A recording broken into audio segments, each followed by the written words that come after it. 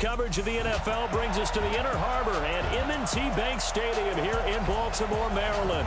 Here's a scene a short time ago. The Ravens introduced to this sellout crowd, and through a sea of pyrotechnics, out they came from the tunnel. We're set to go as the Ravens get ready to match up with the San Francisco 49ers. Alongside Charles Davis, I'm Brandon Gaudin, and Charles, kickoff moments away. Quickly, what are you watching in this one? The offensive line for both teams, because both teams have a terrific pass rush. They've got to keep their passers upright. If they have a chance to do that, they can both thrive on offense and move the ball downfield.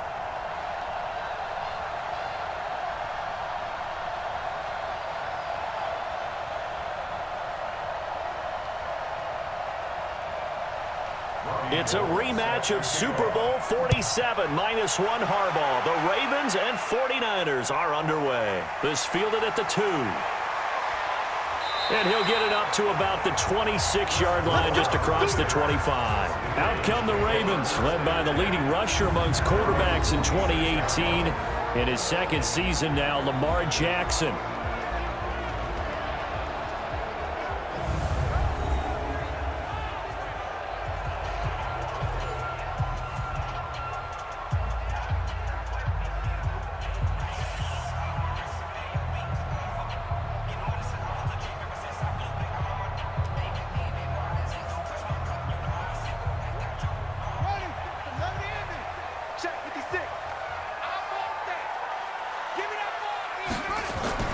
They go to the former Saint, Mark Ingram, and they are not going to let him turn the corner.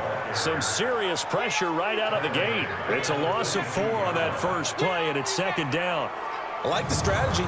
Extra tight ends, extra beef. They want to run the football, but that means they probably want to run it inside. If you get strung out on the perimeter, you're in peril. Yeah, we saw the result, negative yardage.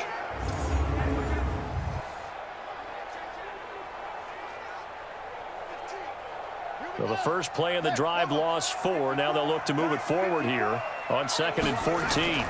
They run. It's Mark Ingram. He'll get a couple yards back, but not more than that. They'll be left with 12 yards to go on 3rd down. And a very good offensive unit here. One of the reasons they're so good is running back Mark Ingram. Took a little while for him to find his footing when he got into the league, but the former Heisman Trophy winner has it now and has really upped his pass receiving potential. A nice player. 3 and out, a real danger here on their opening drive as they come up on a 3rd and 12. From the gun, Jackson. They'll roll him out right. He can run for it, and he will. And they get him down, but not before he takes it across the 40-yard line. Jackson, always a threat to run. He's got the first down. He was the NFL's leading rusher among QBs a year ago. Well, everyone in this stadium knows Jackson can do that as well as any QB in the league. They talked about limiting some of his running this year, especially the design runs, but he's still going to scramble when he feels he has green in front of him. He led all quarterbacks last year, 695 yards rushing, and keep in mind 80% of those came in the 7-game stretch when he was named starter late in the season. Jackson, options out left. Stepping up, he's going to keep it. Trying to run inside, but nothing there. Now it appears we've got an injured Raven down there on the field. Well, he gets attended to. We'll step aside.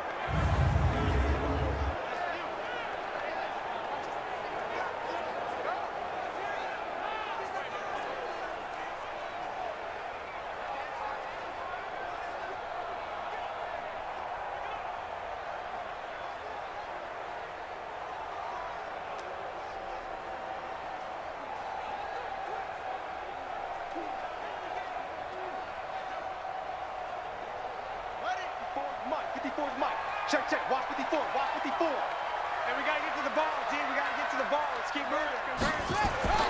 Now they'll throw it with Griffin. Open man is the tight end, Nick Boyle. The reception good for 7. It's 3rd down. Let's not quibble about the gain there on 2nd down. That was a positive play because that was a take-what-you-can-get situation. Got out to the tight end. Now it gives them a much better opportunity to convert on 3rd down. The 2nd down completion got him 7. Now here's 3rd and 3. From the gun, it's Griffin. And he's got his man, Marquise Brown. And he's got the first down before being taken down at the 46. A nice first down pickup on a gain of 6. That throw's not going to get them a whole lot, but that really didn't matter, did it? They got what they needed on that throw. Picked up the first down, and I'm going cliche here. Game of inches, partner. Absolutely. And you talked to me a lot about opening drives, how key those are to set the tone. You kept the drive alive. Third down conversion here is big. So from inside Niner territory now, this is 1st and 10 at the 46. Here's Ingram. He doesn't find a ton of space following the display of quick feet down just inside the 45. A gain of 3, 2nd down. And a look now at the defensive starters for San Francisco. D Ford, a lightning-quick edge rusher, has made his way from Kansas City to San Francisco, and no one happier than interior defensive lineman DeForest Buckner. That should free him up for more one-on-ones inside, and Ford's speed off the edge will surely make quarterbacks get rid of the ball a whole lot quicker. The last run got 3. Now here's 2nd and 7. Hey, come on, Off the play fake. Here's Griffin. And he's going to lose a yard or 2. Taken down behind the line. D Ford able to collapse the pocket, get to him, and drop him for a loss of a yard. Sometimes I watch games and wonder why they use play fakes on certain passing situations, because it's not going to fool anyone. I don't know if that was the case here, but the end result was the same. No one fooled. The quarterback was hit.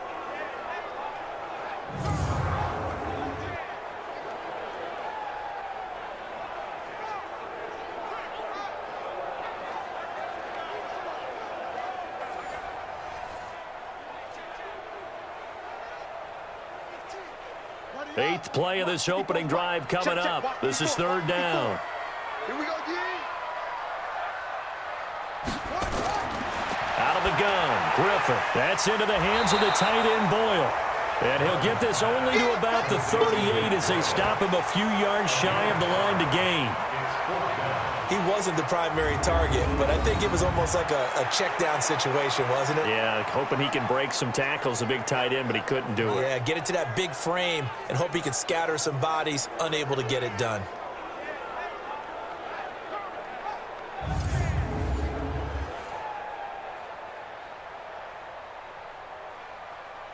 Here's Justin Tucker now for the Raven field goal try.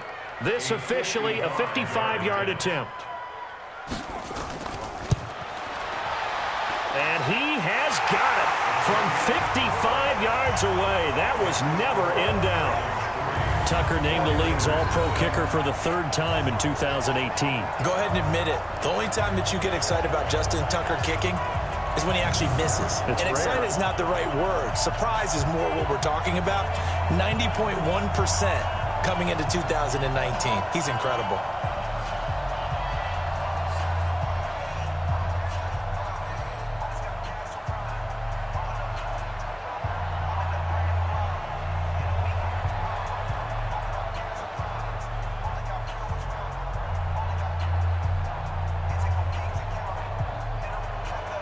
Tucker now following the made field goal, set to kick it away.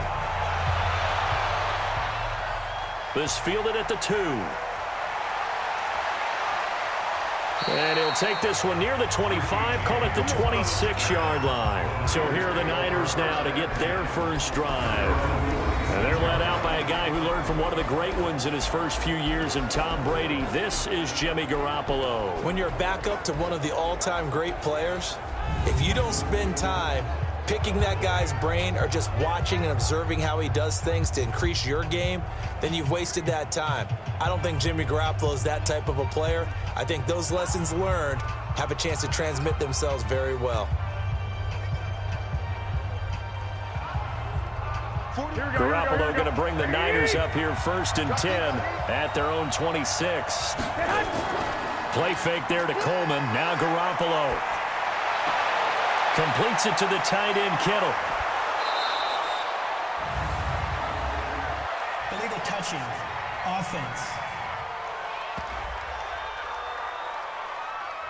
So this will be accepted as it moves the offense backwards.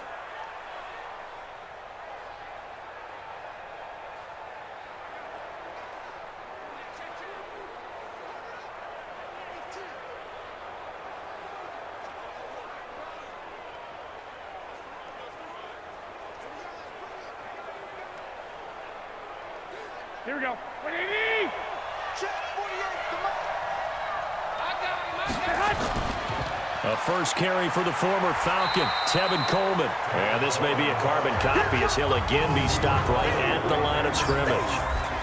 Calling no gain on the run there, and now they'll be looking at a third down.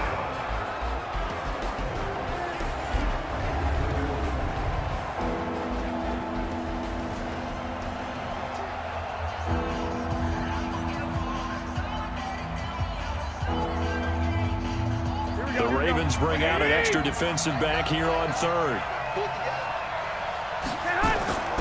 A shotgun snap for Garoppolo. Able to haul it in is Kittle. And they're able to get this one across the 35. He'll get a dozen there, and it's a first down, 49ers. Kittle last year, what a season. 1,377 receiving yards, an NFL record for tight ends en route to his first Pro Bowl. Not bad for the former fifth-round pick. I remember that game, December against Denver. He had that monster first half, 210 yards. Did not have a single catch in the second half, but still those 210 yards were just 4 yards shy of Shannon Sharp's single-game record for a tight end. This one into the hands of Kittle, the tight end. A gain of 6 there on first. I think defensively you're okay with that. You're the first quarter. He's going to get some catches, but they rallied to him quickly. And that's what you count on, and I like what you just said. First quarter, can you do it all game long?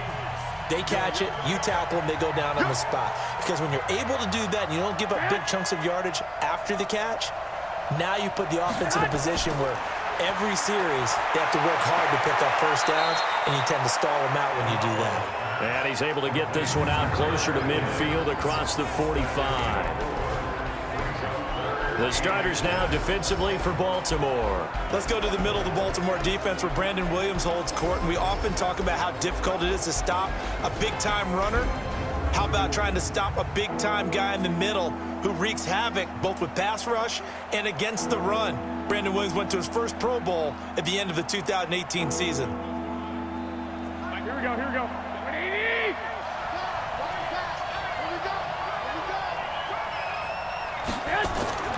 This is Jerick McKinnon, who missed the entire 2018 campaign.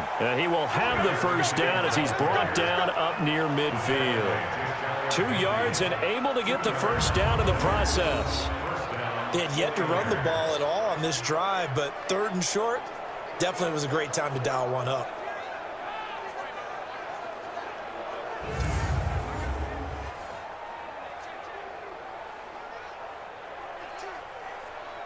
Two first downs have him up near midfield now on 1st and 10. Let's go, let's bring it. Let's bring it. They'll run with Coleman on first down. And that play will go nowhere. Losing yardage back near midfield at the 49. It's a loss of a yard there, and it's second down. Perfectly designed blitz right there. They took that one from the grease board to the field because they were able to free up their linebacker to get into the backfield and spill the play.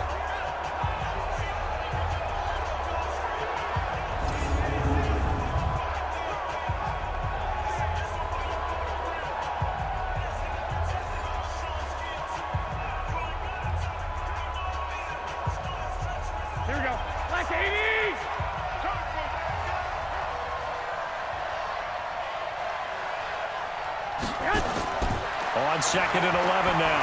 Garoppolo. And this one incomplete. Too much contact to hold on to that one, and it's third down. It's a lot of contact going on there, and in the end, unable to keep 2 hands on the football and bring it into his body. Everything looked pretty good until the finish. Seventh play of this drive coming up, but a long way to go on third down. From the gun, it's Garoppolo. And he will not be able to hang on through the contact. It's incomplete. The coverage strong, and now it's 4th down. Didn't have a receiver open downfield as it turned out. Couldn't even find his outlet man because of the coverage. It was way too tight. Unable to find anyone open. On is the rookie 4th-rounder Mitch Wishnowsky to punt this one away. Cyrus Jones back to return for the Ravens. And a little too much mustard on that one. It hits a couple yards into the end zone. A missed opportunity there maybe to pin them back. And now Baltimore gets set to take the field. And fortunate to get points on the board last time. They had to hit a really long field goal to do so. The kickers in today's game are so good and so skilled and hit from distances that we almost start to take them for granted. And we can't do that. That's a long field goal that they got 3 points out of. They've got to feel good about that, and they better make sure they love him up because he's helped them out. Yeah, now we'll see if that offense can put 6 on the board here. We'll see.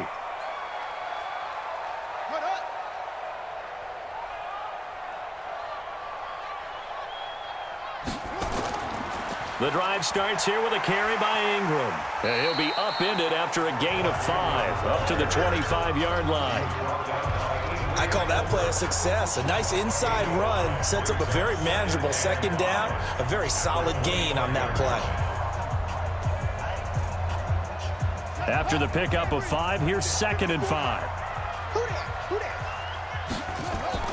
Out of the gun, they give to Ingram.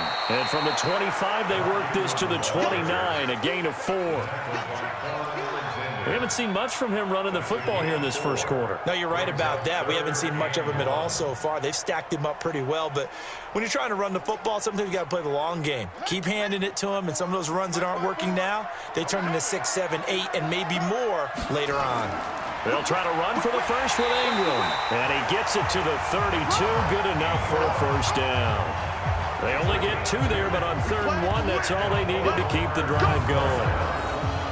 Well, partner, none of these runs individually have added up to a whole lot. Now, 3 plays, all 3 short runs, but together a first down. Yeah, it's amazing how the narrative changes when you string them together. From the 32 now, here's 1st and 10. I got you. Check. First down. Jackson, option right, and he'll lose yardage here, going down back at the 28.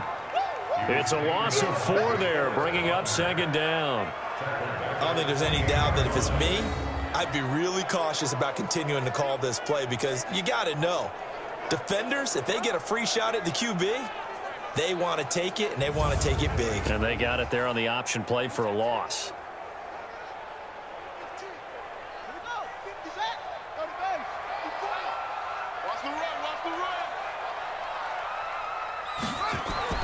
And now Jackson will look to throw it. And this one complete to Seth Roberts. 6 yards is the pickup, and that'll lead to a 3rd down. Many teams, as soon as they spot man defense, if they haven't called a hitch, they'll get to it as fast as they can. They want to put the ball in the hands of one of their best playmakers and hope that he can break a tackle on the outside and go for big yardage. On 3rd down, Jackson. He's going to find his tight end, Boyle. And they'll get him down at about the 37, well short of the 1st. They get only 4 that time as that leads us to a 4th down. One of the money routes for any offense, the drag route. So tough to defend because the receiver can stop at any point and make himself available to the quarterback and get a completion. But I love the communication we saw there. All the defenders pointing out the receiver, where he was going, and then they're able to rally to the ball after the catch and stop him short of a first down. So on 4th down, here's Sam Cook to punt it away. Back deep, Trent Taylor. And that one hits at the 7, but bounds into the end zone, and that'll be a touchback. San Francisco 49ers, their offense filing back onto the field. This team got a huge win, Week 12, against Green Bay in front of the national audience on Sunday night. Now 10-1. Remember, they got off to the 8-0 start, then the loss. Now 2 wins in a row to get to 10-1. And if the season ended today, folks, the playoffs would run through Santa Clara in the NFC. Garoppolo going to bring the Niners up here 1st and 10 at the 20. And the drive starts with a handoff to Coleman. And this will leave him a yard short. Nice pickup of 9 yards on 1st down. Well, remember, Tevin Coleman was in the two-headed backfield in Atlanta during his 4 years there, along with Devontae Freeman. Now he joins a crowded backfield in San Francisco. But in Atlanta, he played under offensive coordinator Kyle Shanahan, and then, of course, Shanahan becomes a 49er head coach, and he made it a point to go out and snag his former running back because he really likes his 26-year-old ball carrier. And they'll take him down at the 31-yard line. A gain of just a yard, but it's a first down. I know what you're thinking out there. I know a lot of you are thinking, take a shot downfield. It's a great spot for it. I'd say maybe later in the game, definitely in the second half. But right now, I think they were just trying to get some momentum built. Get a first down, pick it up, and keep moving. On first down, McKinnon again. And he went backwards. He'll be down at the 30. That's going to go as a loss of a yard, and it'll be second down. It's a tough one right there. He ran right into the teeth of the blitz as the linebacker was freed up in order to stuff that one for a loss. I think quarterbacks got to see that. Got to find a way to audible into something a little more advantageous.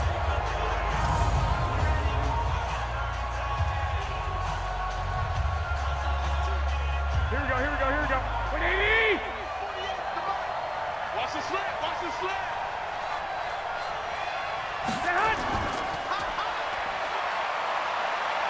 And they'll take him down at the 31-yard line. The goal of a wide receiver screen is get enough blockers in front to create a wall and let him pick his spot to run the football. How about the defense there, swarming to it and not allowing that to happen? Did not let him get downfield.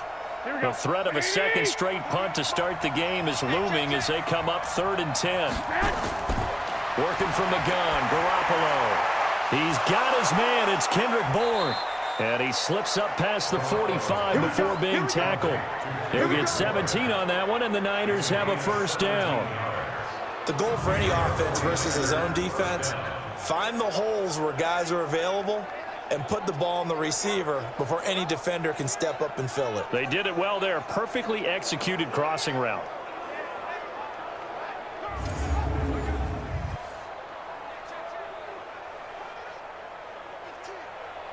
Here we go. 2 first downs have them up near midfield now on 1st and 10. Garoppolo going to hand this one to Coleman. Give him 9 on the carry that time, and they're set up with a 2nd and 1. Well, you often say that sort of opens the playbook now, 2nd and short. What do you think, early shot here? I like where you're going. Obviously, we've been together for a while because you know me. I want to take that shot early and loosen things up.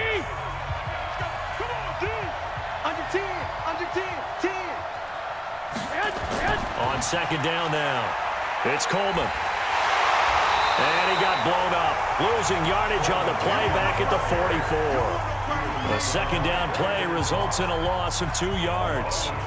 We all have habits. We can be somewhat predictable, and you know me pretty well on 2nd down and short. What I like to say? Play action. Yeah, without a doubt, I thought that was a great spot to call it. Instead, didn't go their way, did it? No, defense sold out for the run. Worked out well.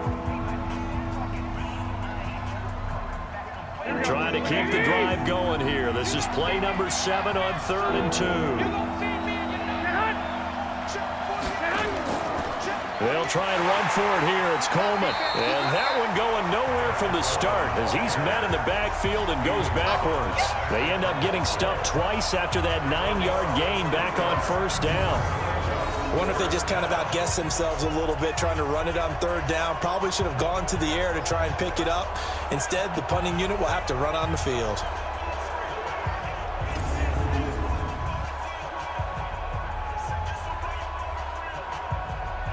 Here comes the 49ers punter now as he'll kick it away for the 2nd time. And this one will not be returnable as it sails out of bounds.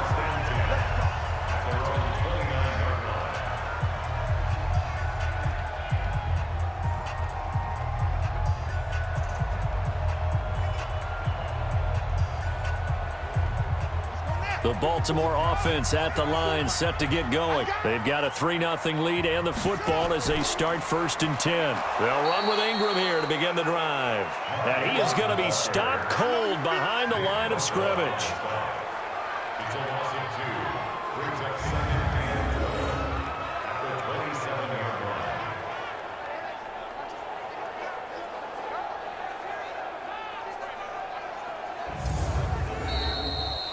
3-0 after one on EA Sports.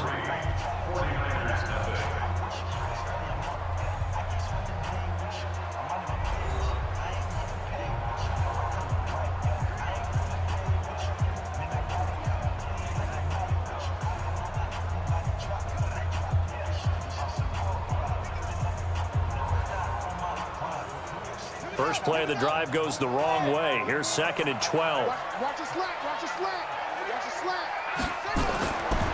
From the gun, it's Jackson to Boyle here over the middle. They'll wind up getting 10 back as that sets them up for 3rd down. They gave up the completion there, but this is what zone defenses count on. Catching the ball and not much run after the catch. The Ravens on 3rd down. They've converted 3 out of 5 thus far. Here it's 3rd and 2. Check three. Ingram, and he won't be close to a 1st down as he runs into a wall right around the line of scrimmage. No gain on the play there, and it'll bring up 4th down. I apologize in advance, partner, but the beefeaters on the interior of this D-line, you just know they were licking their chops on 3rd and short. And yes, they were rewarded with a tasty dish, stuffing that one short of a 1st down. Well, we got beef eaters licking their chops and tasty dish in one fell swoop. I did apologize in advance, didn't I? Yeah, you did. That line's not eating tofu. I'll tell you that much for free. Here's Sam Cook now as he'll punt it away for the 2nd time.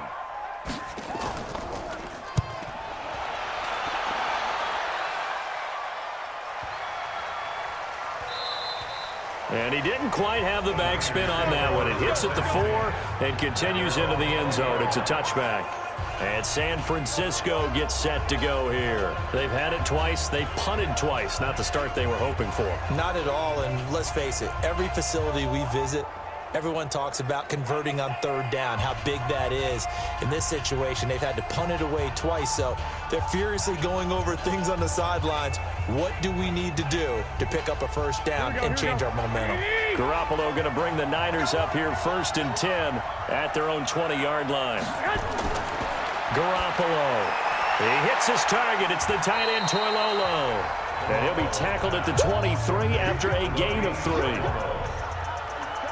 And, partner, I think that was a great example that not all tight ends are created equal because everything was right. Got the completion, but he's not one of the more dynamic guys in the league. So even though he caught it, couldn't turn it into much more. Now 2nd and 7 from the 23. Now Garoppolo. Nowhere to escape, and he goes down. Brandon, if I'm an offensive coordinator and I see an all-out rush like that, I file it away because I'm going to use their aggressiveness against them as this game goes on. I'm going to hit them with a screen soon.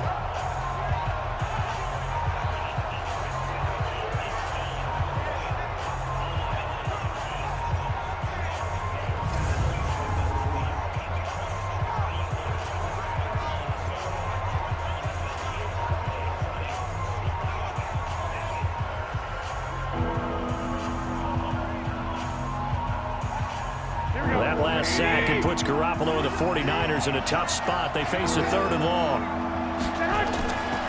3rd and long, it's Garoppolo. And that will be incomplete.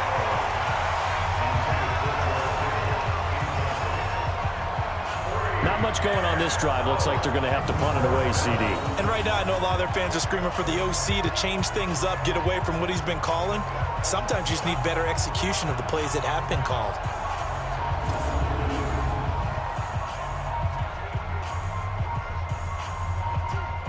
Here comes the 49ers punter now as he's on to kick it away.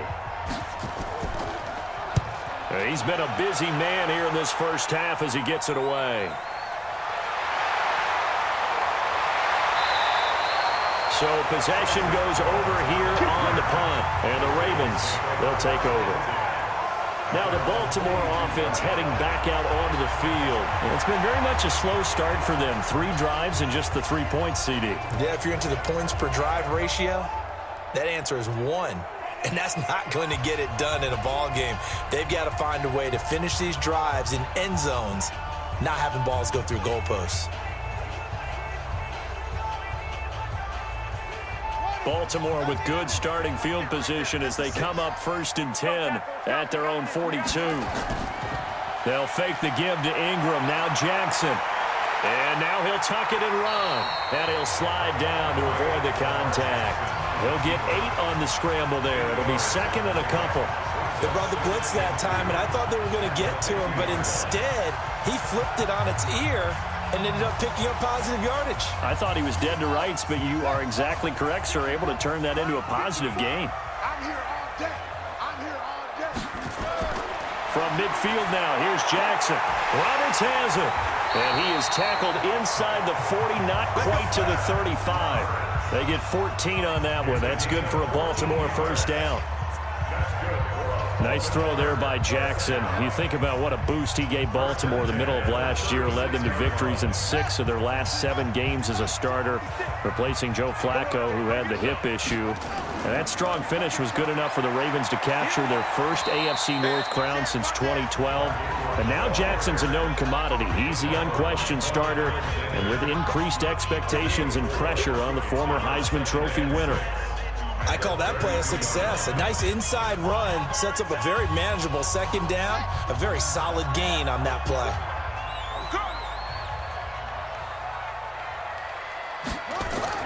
A 10th carry here for Mark Ingram.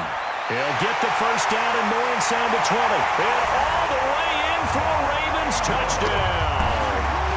Mark Ingram, 32 yards as the Ravens push further out in front. Well, partner, that was another explosive run, and one thing I've learned in our time in this game, yes, the offensive line has to get a lot of credit, but for big runs to occur, the wide receivers have to block well downfield. And then you have to have a good guy carrying the ball too, right? Oh, without a doubt. You need that difference maker lugging the rock. Justin Tucker for the extra point.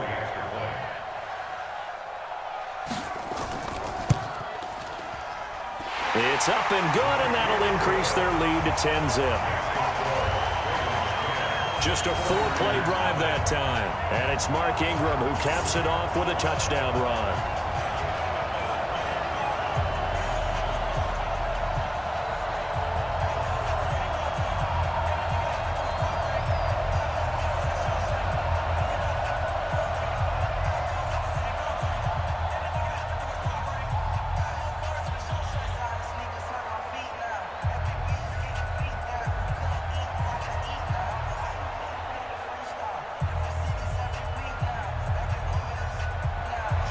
Tucker now to kick it away following the touchdown.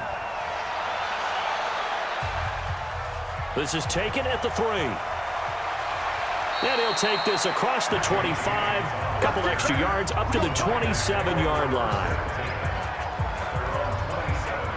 The San Francisco offense getting their last-minute instructions before they take over here. The results for them so far not that great. Well, not good at all. 3 drives, 3 punts. Yeah, and now what you're doing is you're looking at your play sheet. You're trying to figure out what you're going against defensively. I wonder, are they showing them something they haven't seen or anticipated in practice, and maybe that's throwing them off? Or do they just have to go to a different play calling section and try and run some offense that way? Garoppolo going to bring the Niners up here 1st and 10 at their own 27. Play action. Garoppolo. And he finds his target. It's Marquise Goodwin. And they'll get it up just short of the 45 at the 44. He'll get 17 on that one, and the Niners have a first down.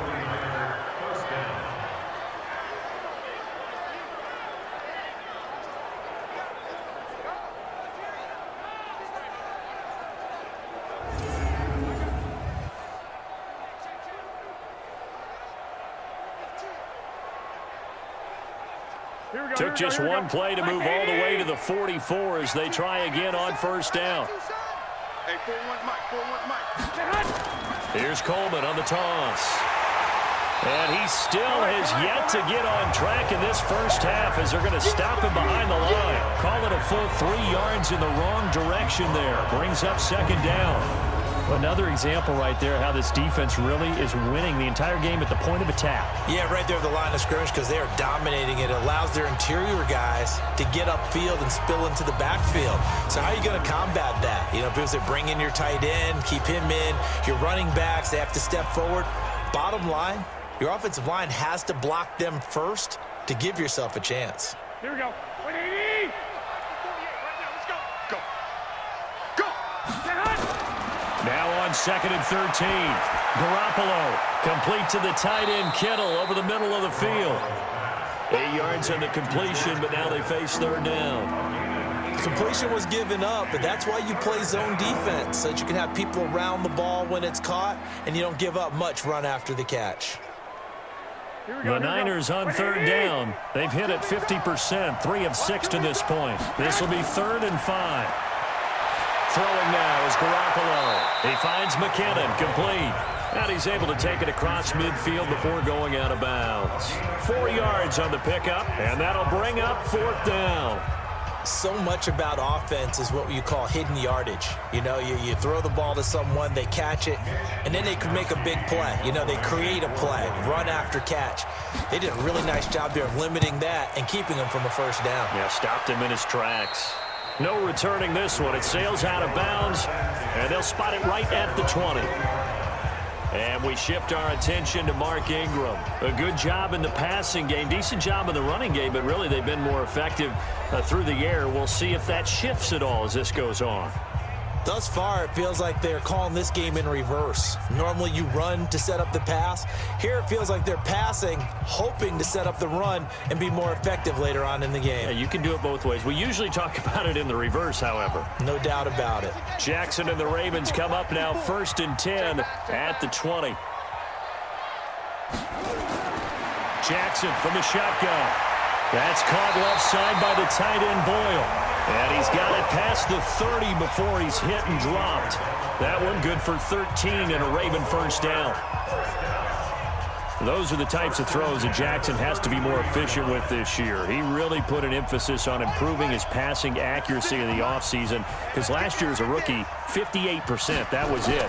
And his quarterback coach said the ball is coming out of his hand cleaner, the timing looks better. That's what they're hoping for. Everybody knows he can run, but now he continues his quest to be more well-rounded and improve on his conservative 1,200 yards and 6 touchdowns he threw for last season. Well, he's broken off some big-time runs here in this 1st half. Yeah, and let's just face it. When you go into a game, you think you've got the plays that are going to work, but when you actually get out there and they're starting to happen, your confidence rises, and he's running with terrific ability right now. Back-to-back good plays have him on the move on 1st down. They're not ready for this. They still playing soft. Now it's Ingram. And give him 4 yards there. It'll be 2nd and 6. Brandon, all things considered, they have to feel pretty good about getting that type of a gain, considering the blitz that they just had against them. Following the pickup of 4, here's 2nd and 6. They run from the pistol with Ingram. Just a 1-yard pickup there, and it's going to make it 3rd down at 6. That didn't appear to be a run blitz. He just darted in once he saw the run develop. That appeared to be a case of see ball, get ball. The Ravens on 3rd down. They've hit it 50%, 3 of 6 to this point. This will be 3rd and 6. Throwing is Jackson. Looking middle, and that's complete. Well, this is going to depend on the spot, but it's not a very generous one. He looks to be about a yard or so short. One hallmark of good defenses is understanding the game, understanding positioning, and tackling immediately in the secondary after catches. I think we just saw that on display right there. Got to him before he ever had a chance to think about turning it upfield.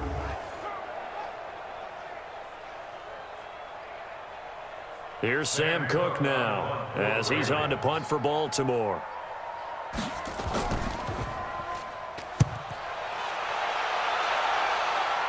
And this will be out of bounds. Now it's a question of where they'll mark it. And they'll say it crosses at the 11-yard line. And San Francisco gets set to go here. These guys had to punt their last possession, and that's become too familiar of a refrain. Too many of these drives just wound up going nowhere. But you know how in baseball, when the pitcher gets a base hit and he's on base, they bring his jacket out to him to keep him warm? A lot of times the punter goes to the sideline, puts on sweatpants or a wrap over his leg to keep it warm. He might need a massage from the trainer right now from all the work he's getting. Garoppolo going to bring the Niners up here 1st and 10 at their own 11. Garoppolo looks to throw, and he goes down. It's a sack. They get him back at his own 3-yard line. Pernell McPhee, always a threat to find the QB, and he gets to him there. I think most quarterbacks would love to have the goal line actually extend up into the air and turn into a wall. They could put their back against it and know exactly where they are on the field so they don't end up in the end zone. Didn't do it on that play, but perilously close to the goal line. So that complicates things a bit here. 18 yards to go now on 2nd down.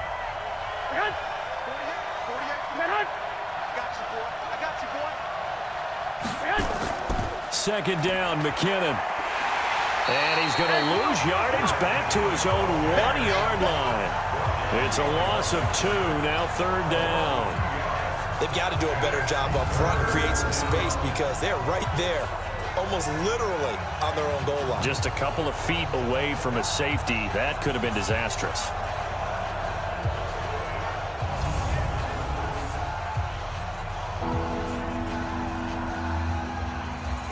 Need something from deep in the bag of tricks here after 1st and 2nd down. Went backwards. It's 3rd and very long. On 3rd down, here's Coleman. And he's going to come up well shy of the 1st here as the tackle's made right around the 12. It's a gain of 11, but they're still well short. It's 4th down.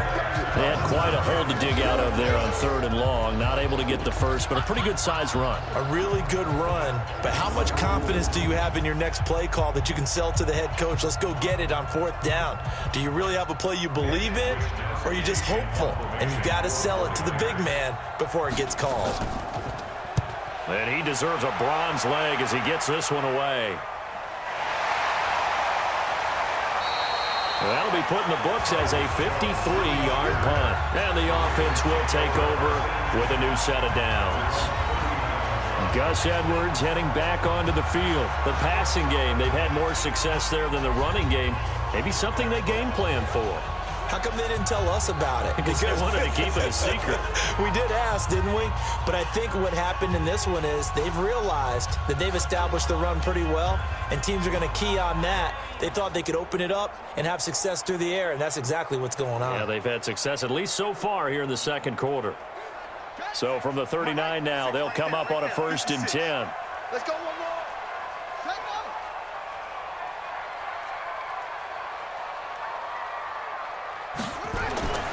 Now Jackson. It's brought in here by Willie Snead. And he'll be taken down, but not before he works it past the 50. That one good for 13 and a Raven 1st down. Well, Snead figures to be an important veteran presence for Lamar Jackson. 2 years ago, it was a disappointing 2017 for Snead. That was in New Orleans, but then had a bit of a bounce-back campaign a season ago in his first go-around with Baltimore. 62 catches, 650 yards. Did have surgery in the offseason on his left index finger, but back to full health and ready to go. And he's corralled, but not before getting it inside the 35. That's good for a Raven 1st down, 15 yards there. Good throw, good catch, but I really like the route. The drag and being able to run away from defenders, hard to stick with them for that long. Yeah, better against man than zone, or? Better against man, because now you're running away from someone and you're not running into a defensive player in another zone.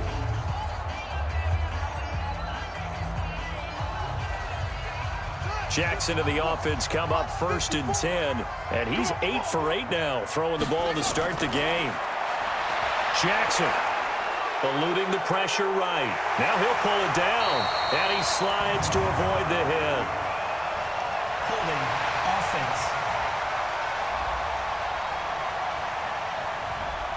So a decent gain, but all for naught on the penalty. It's too bad, isn't it? They were feeling pretty good about it. The only people celebrating, the guys who just gave up that play.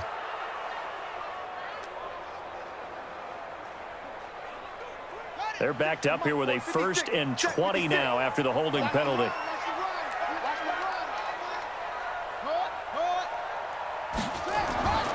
After the penalty, it's Ingram. The tackle there by Richard Sherman. And there's a run to be happy with. Good, solid yardage. He'll take that anytime you hand the ball to a back.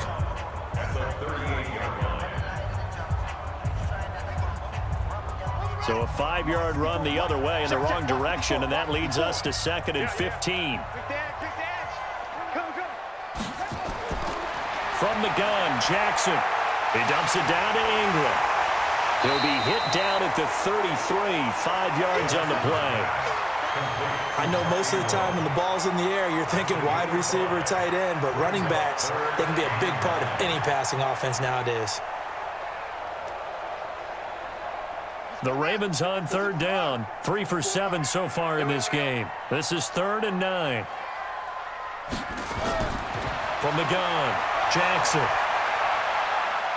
He may try and run for this.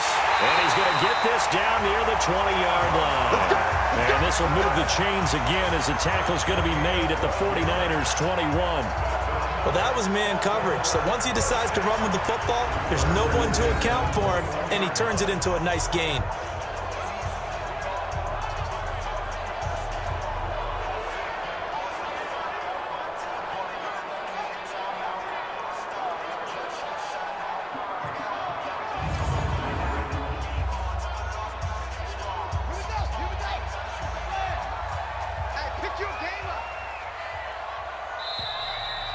We've hit the 2-minute mark of the first half. 10-0 our score.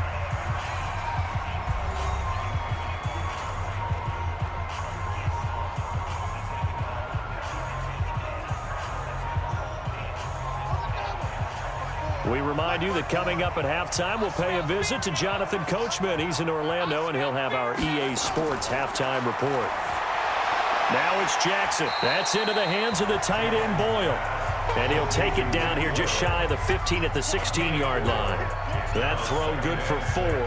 It's 2nd down. It's vitally important to wrap him up immediately because if you let that big guy get ahead of steam up, boy, then you've got real trouble trying to get him down. But they're able to hold him to a short gain on 1st down. Throwing again on 2nd down. Jackson. Oh, there's that man again. It's complete. And he'll get it here to the 10-yard line. 7 yards there and a 1st down. That's a staple of this offense. Drag route to the tight end. Yeah, he's unable to use his size to break off much more yardage after the catch, but still an effective gain nonetheless.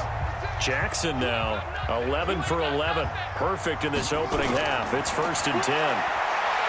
Jackson now. He's going to take off with it. He'll wind up getting right about 4 there on the scramble, and it's 2nd down. Now the Ravens going to use one of their timeouts as they'll stop it with just over a minute to go before halftime.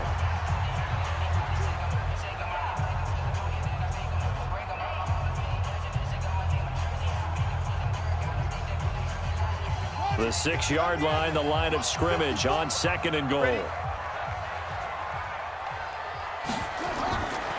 Here's Jackson to throw, and an incomplete pass.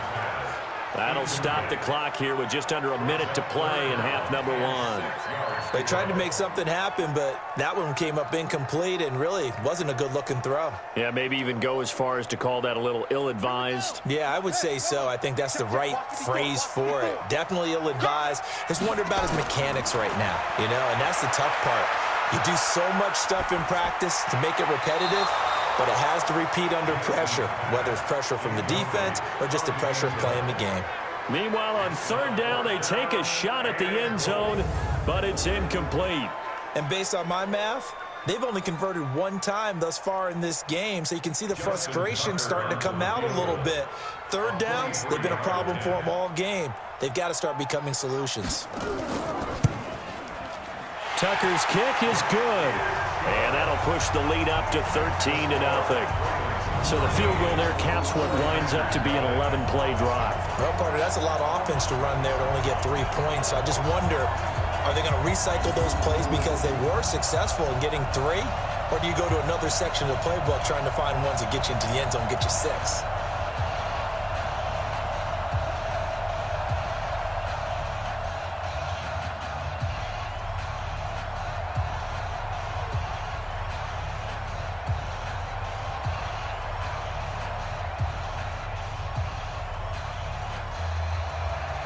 Tucker now following the made field goal, set to kick it away. This fielded at the 2. And he'll be brought down at the 23, make it the 24-yard line. The San Francisco offense getting their last-minute instructions before they take over here. And you're under a minute to go in the half, a first half that hasn't been particularly kind to you.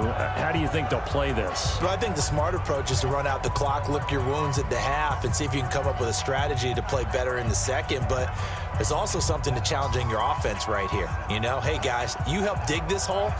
See if you can get us out of it a little bit before the half runs out. Let's go make some plays.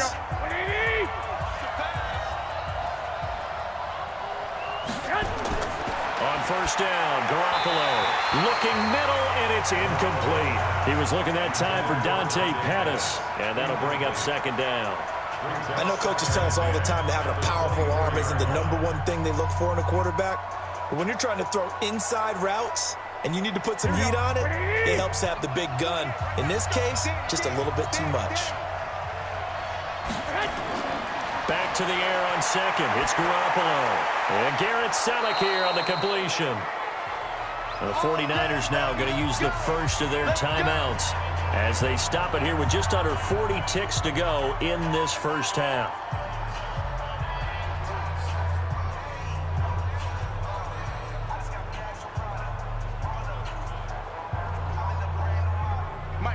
Ball up to the 35 now as they come up on 1st and 10. Working from the gun, Garoppolo completes it to the tight end, Kittle. Now San Francisco going to call their second timeout as they'll stop it with a little over 30 seconds to go in the first half of play.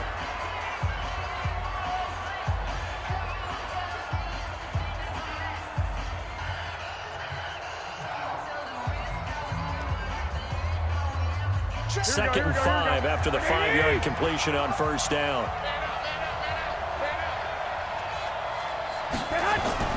Garoppolo again.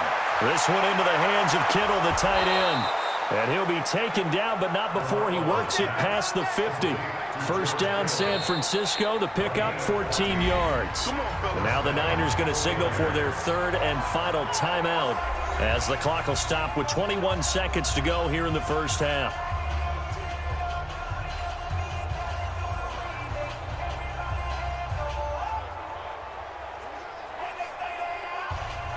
This offense finding its legs now. Here's another 1st and 10. And yet again, it's Garoppolo. Connects with Kittle underneath. And he's got this down to the 35. The Niners have the first down on a gain of 11.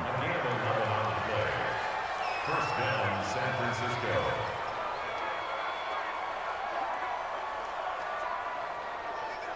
So we've reached the intermission in what right now is a 13-point game. As we'll head down to Orlando, that's where we find our man Jonathan Coachman at our EA Sports Halftime Report. Coach. Okay, Brandon, thanks very much, and welcome everyone to this abridged version of the EA Sports Halftime Report. This game's had a little bit of everything thus far, and certainly plenty to look forward to as the teams are right back out there for the second half. So we'll get right back out there as well, as we'll turn it back over to Brandon Godden. All right, Coach, thank you, and we welcome everyone back for quarter number 3.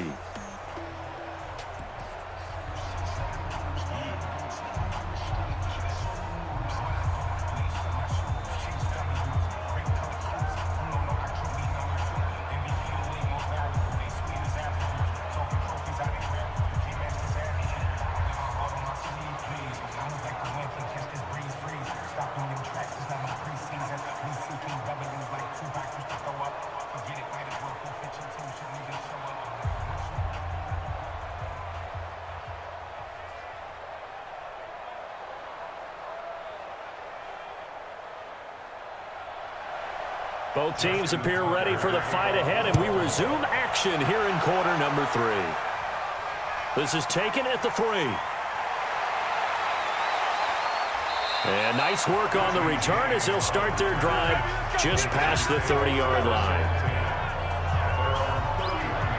Here comes the 49ers offensive unit as they'll have it first to begin this third quarter. They come out here with a 0 on the scoreboard. What was said in that locker room? That's what I want to know. I would love to have been in there because we often have the feeling that there's a lot of shouting, screaming, people upset. But typically, halftime locker rooms are a lot more clinical than that. And in this case, are they upset that the plays weren't working because of execution, or did they think they were just bad plays to call? Yeah. We'll find out pretty quickly here if they felt they had something going, but they just need to do it a little bit better or not. We'll find out. Patrick Onwuasor up to make the tackle. You know, despite the scoreline, I think they've got to like where they are here. They're on the road and just one big play away from getting right back in this game. I'm going to follow right along with you because the spot they're in now is a credit to their defense. They've kept them in it by making the plays that they've made, and that just means you're one big score away from being right back there. Now, the question is, can this offense step up and make that play? Because that's been an issue for them in this game. It'll go as a first down for San Francisco on a pickup of 16. They really love to get him into one-on-one opportunities, and this is one way. Work him out of the slot and create a mismatch. Who's going to cover him? Corner, safety, linebacker? He's got a way to beat all of those positions.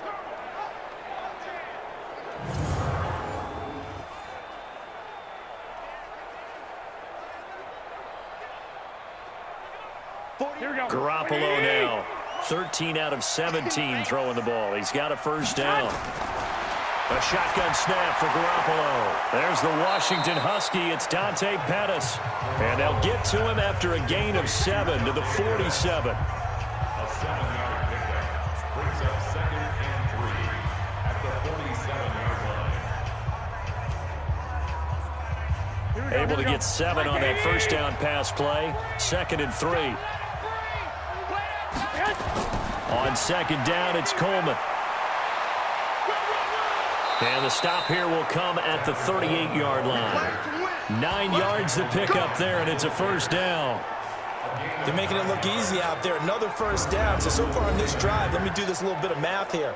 4 plays, 3 first downs. That's a pretty good recipe for success.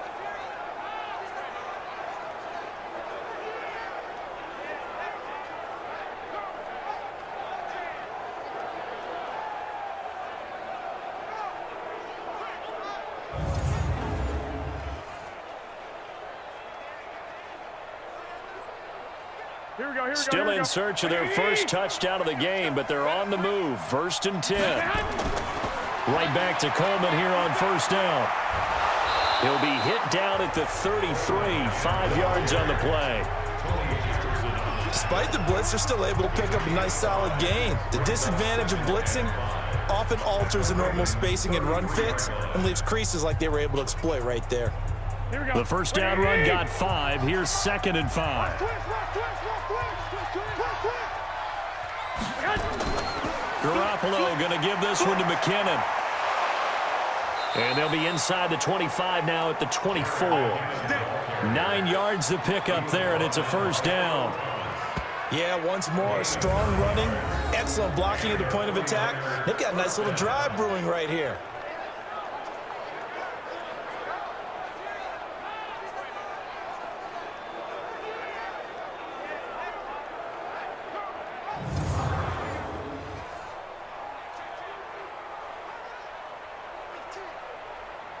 Mike, here we go. 180. 2 times. You got 3 down. Play fake there to Coleman. Now Garoppolo. That's complete to his receiver, Pettis. And they work this near the 5. He'll be stopped at the 6. The Niners passing game in sync now. They've got another first down. I don't know what they talked about at halftime. Whatever it was, it worked. They look like a different team here in the third quarter. Yeah, I doubt that there are very many trash cans that got kicked over, that type of a speech. I think what they did was they analyzed what worked in the first half, what didn't, and figured out a better game plan.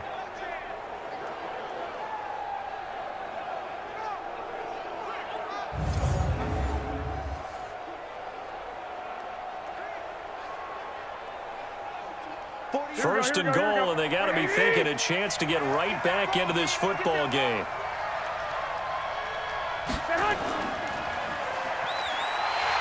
And this is going to result in losing yardage. They're driven back to the 8-yard line. A loss of 2 there, second down. A pass for negative yardage, obviously no good. Maybe he shouldn't have thrown it, or maybe he shouldn't have caught it. And I think we were seeing it at the same time, weren't we? Maybe you let that one go, right? Because you can see the lost yardage about to develop. But that goes against every instinct of a receiver. They're taught to catch everything. So it's really hard to be mad at him and yell at him for trying to make that play. It's second and goal, back to the 8-yard line now.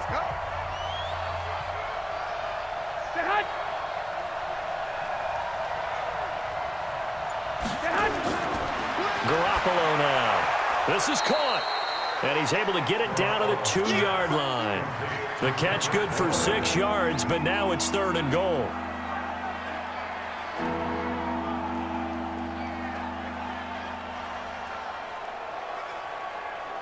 This is third and goal. Still looking for the first points of the game. Looking to throw. Garoppolo. Toward the end zone, but that's going to wind up incomplete. So now 4th and goal. You're trailing by a decent amount here. What are you doing, Coach Davis? Well, I've got to think to myself, just how many more opportunities am I going to have this close and have this chance? I've got to go for it right here. The clock's dwindling on me. Let's go get it done. And the 14-year trusty veteran able to knock it through. And they will indeed get on the board here, but still trailing. It's now 13-3. CD, you know there were quite a few Bears fans back in January saying, why didn't we hold on to that Robbie Gould guy? Well, it's a legitimate question. 33 of 34 for San Francisco in 2018. The crazy stat of the year, he missed more extra points, 2, than he did field goals, 1, in the 2018 season.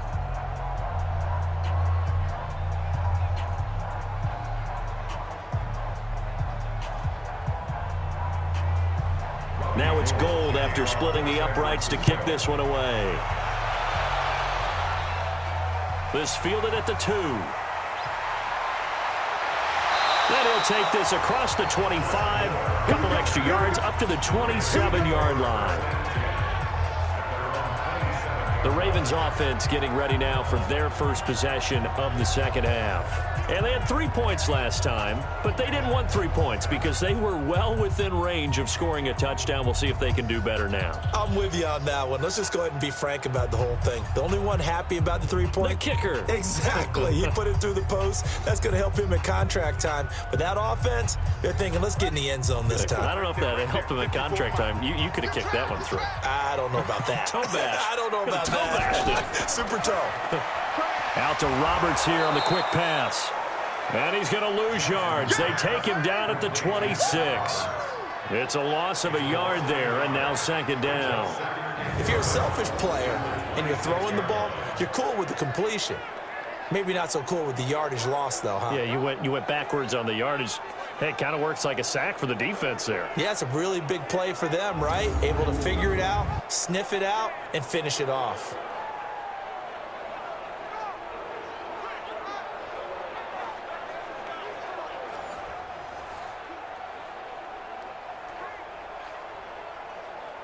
A loss of a yard there to start out. That leads to a 2nd and 11.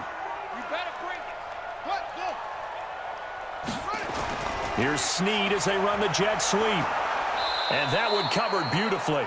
Their defenders stayed home, and they'll stop him behind the line. Officially, it will go as a 1-yard loss, and that's going to lead to a 3rd down. I like the idea to mix it up from time to time because, let's face it, you can't be predictable. But the execution was a little lacking on this one, right? They might want to go back to the drawing board with that call.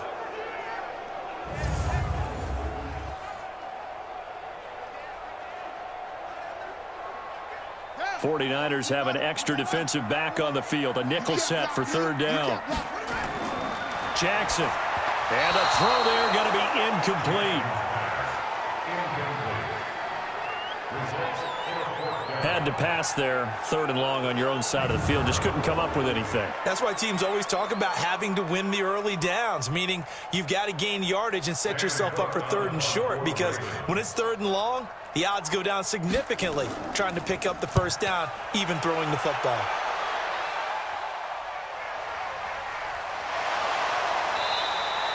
That's going to go in the books as a 55-yard punt. Well done. And the Niners will go on offense. 1st and 10.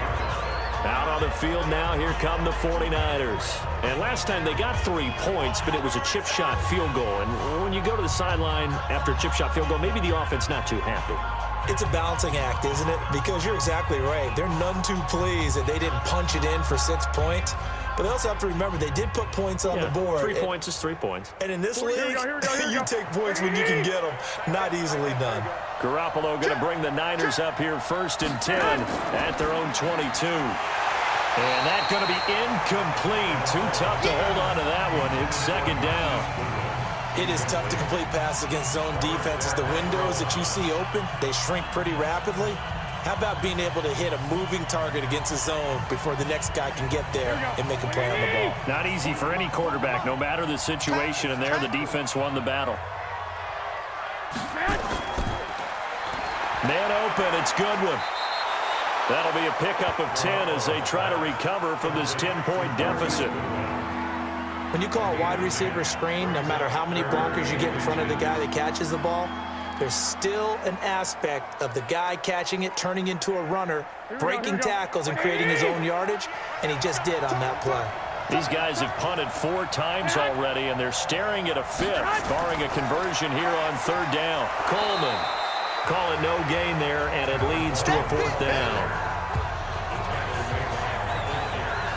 I apologize in advance, partner, but the beefeaters on the interior of this D-line, you just know they were licking their chops on 3rd and short. And yes, they were rewarded with a tasty dish, stuffing that one short of a 1st down.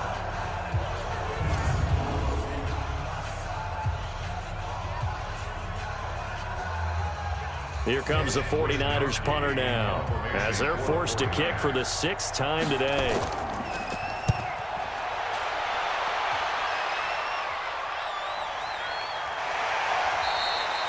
Just a yard return there after a punt of 49. And that will come the offense as they take over.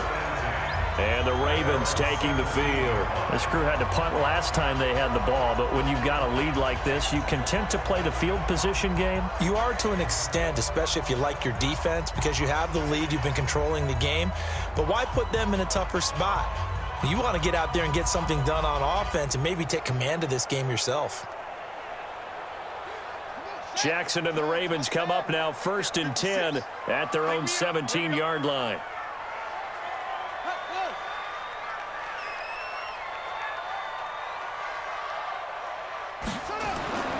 To throw is Jackson. Stepping up, he'll try and run. He'll wind up getting right about 4 there on the scramble, and it's 2nd down. Looked at me like they adopted what my kindergarten teacher always said. If at first you don't succeed, try again. And finally, able to hold him in check. He'd been carving him up running the ball. That's the first time I think I've seen where the coverage was good downfield, and they accounted for him and stopped him for a short pickup. Yeah, I don't think it was a big adjustment, but much more emphasis on making sure they knew where he was when he decided to take off and go. And this one will go to the 28-yard line. That one, a 1st down pickup of 8. This has to go down as one of the simpler routes in the playbook, but oh so effective. Nice completion there. Keeps the sticks moving. Jackson now 13 of 16 throwing the football. It's 1st and 10. This is Ingram. And they'll wind up getting this to the 37. Gain of 9. Some runs are blocked so well, you almost forget that someone has to carry the ball to gain the yardage. The leverage by the offensive line to create space up front, really well done.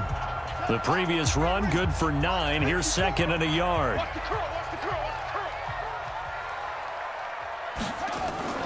Now Ingram, he's been busy today. And he gets this one to midfield before he's brought down. That one good for 13 and a Raven 1st down. They're trying to show that they can run the ball and protect this lead. Give it to the backs, play a little bit of keep away, don't you think? And that's probably a good philosophy at this point, going to make that defense stand up and stop them.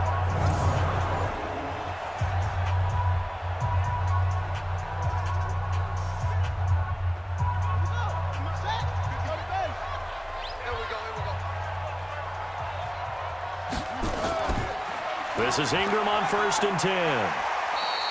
He'll get a nice chunk there on the first down run, and it's 2nd and 4. Third quarter and you've got the lead. You're not ready to go into that 4-minute offense to close the game out, but a running game can really benefit your team right now. The last run got 6, now 2nd and 4.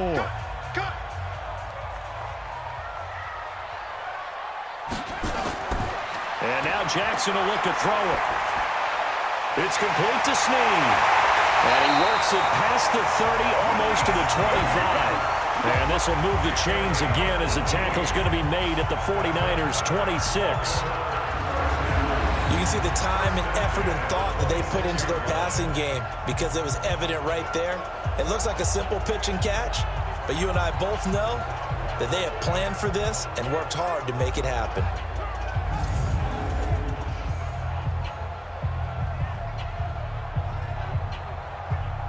Jackson now, 14 out of 17, 82%, and it's 1st and 10.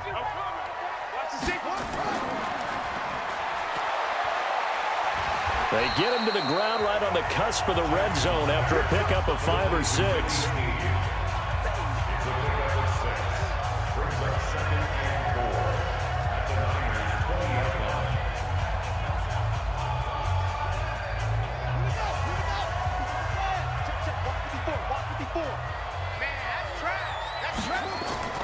On 2nd down, Ingram, and he's only going to get a yard from the 20 to the 19. Well, when you go from 2nd and 4 to 3rd and 3, that just tells you who won that battle on the last play, huh? Yeah, first round went to the offense, second round the defense. The 8th play of the drive coming up. It's 3rd and 3. From the gun, it's Jackson. And he's got Snead. And he will be brought down at about the 6-yard line. They're able to convert on 3rd down, and that sets up a 1st and goal.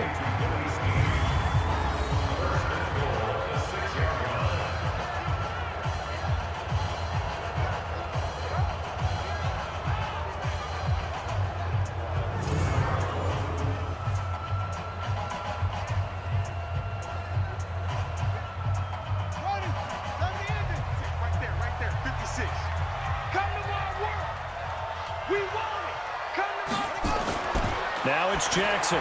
His throw incomplete. He was looking for Nick Boyle that time, but it'll be 2nd and goal. And that's one he's got to be happy to have back. There wasn't a hole open in the zone. You'd have to think on early downs like that first down there, need to be a little bit more careful. Yeah, fortunately for him, got a couple more downs to play with. They come up here with another shot from the 6-yard line, and it's 2nd and goal now. They'll take it into the end zone for a Ravens touchdown. Lamar Jackson scoring on the keeper from 6 yards out as the Ravens push further out in front. That drive that really increased their cushion felt very military to me. Very precise, methodical, that's one of the words you've taught me. And they just got it done. And slowly but surely now starting to pull away a little bit. Things looking good for them here in the 3rd quarter. Not only pulling away, but you mentioned that slowly but surely. You also drain clock, too, with a drive like that. So you really give yourself an advantage. Tucker able to connect on the extra point. And that'll make this a 3-score game now. The lead moves to 17. So that one a long 11-play drive. And it was capped off by the touchdown run that came from Lamar Jackson.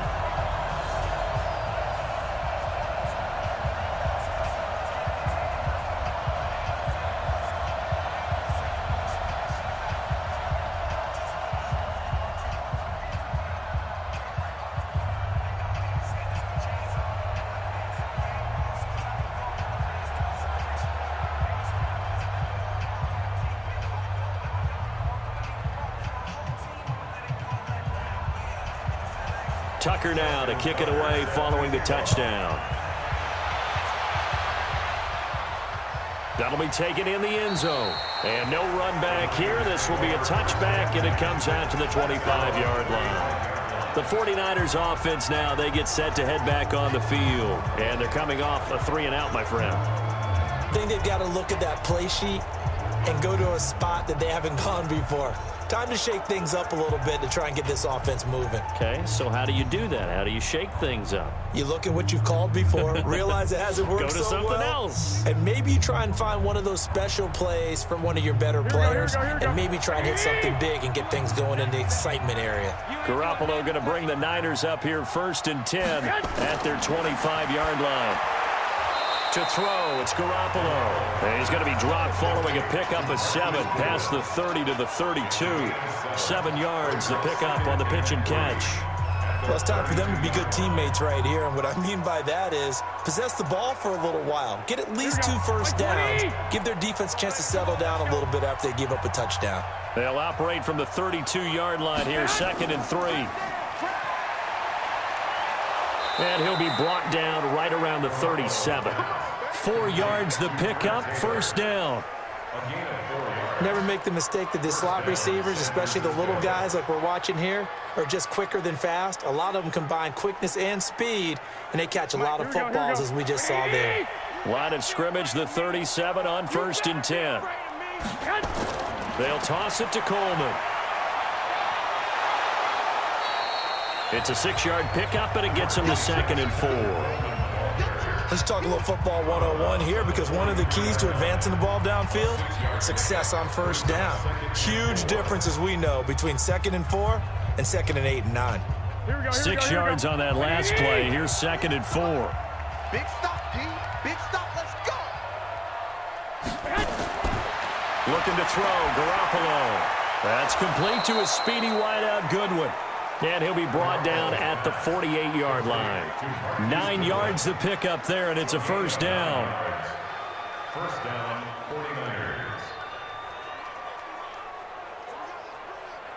Here we go. So in Raven territory now. Here's a 1st and 10 at the 48-yard line. On play action, now Garoppolo. And he's got his favorite target yet again. It's complete. A gain of 10 and a 49er 1st down. I got a kick out of that one, partner. You and I talk often about trying to hide receivers in certain situations, but a guy of his size can't really hide him. But the tight end drag route, definitely an effective way to sneak him across the formation for an easy completion and a 1st down. Now a play fake here on 1st down. Under a heavy rush, and down he goes. It's a safety blitz and a sack for Earl Thomas. Oh, free safety blitz, that can be a gamble, but it proves fruitful there. Yeah, you're exactly right about the gamble, because oftentimes the free safety is the last line of defense against a long pass. And when he comes at the quarterback, he better get home and make the play. Otherwise, a big play could result for the offense.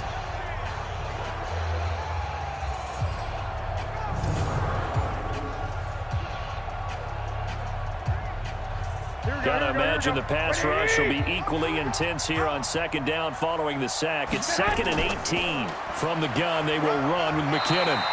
And just a short gain that time as they're able to get him down. They get 2 yards back, but they're going to need a lot more than that here on 3rd down. Well, they certainly have been able to get him going and establish the run, so I think it's time to abandon that plan and start chucking it all over the park. And you know who's excited about that? The defensive front. They got to just pin their ears back and get after him now. They fake the give. Now Garoppolo looks to throw. He's got his man. It's Kendrick Bourne. And they'll wind up getting this one all the way down inside the 20.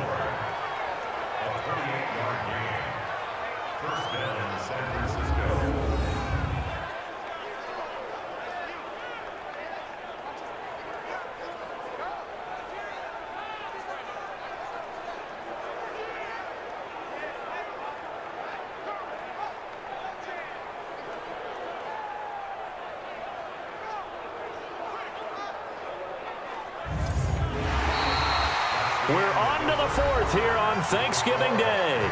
We'll return with more after this. You're watching the NFL on EA Sports.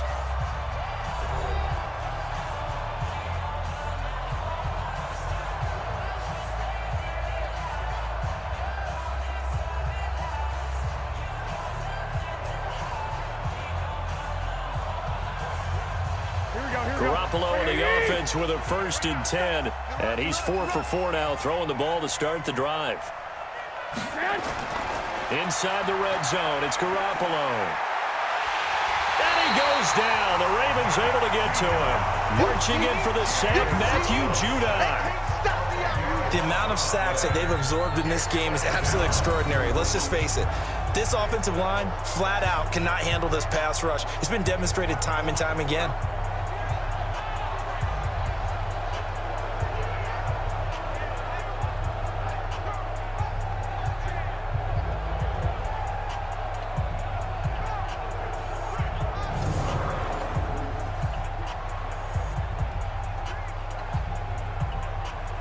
So now 20 yards to go on second down after the sack. Work to be done.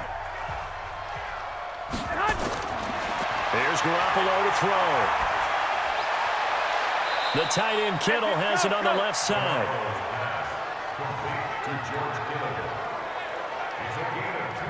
Well, they're unable to convert that into much, but it's never a bad idea to try to get the ball into a tight end of his caliber's hands and see what kind of disruption he can cause.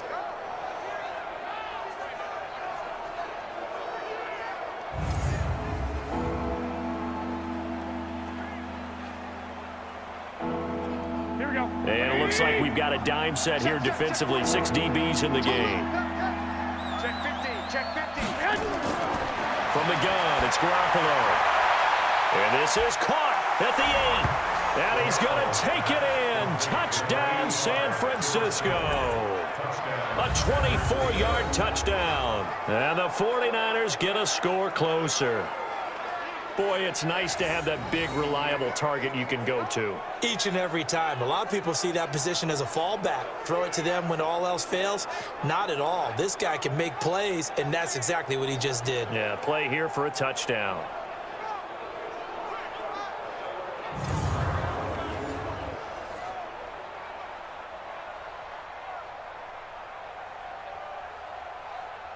Robbie Gould on for the extra point.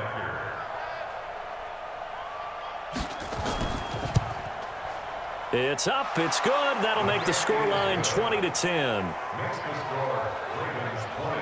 A pretty long drive that time. 11 plays all told. And the end result for the 49ers, a touchdown.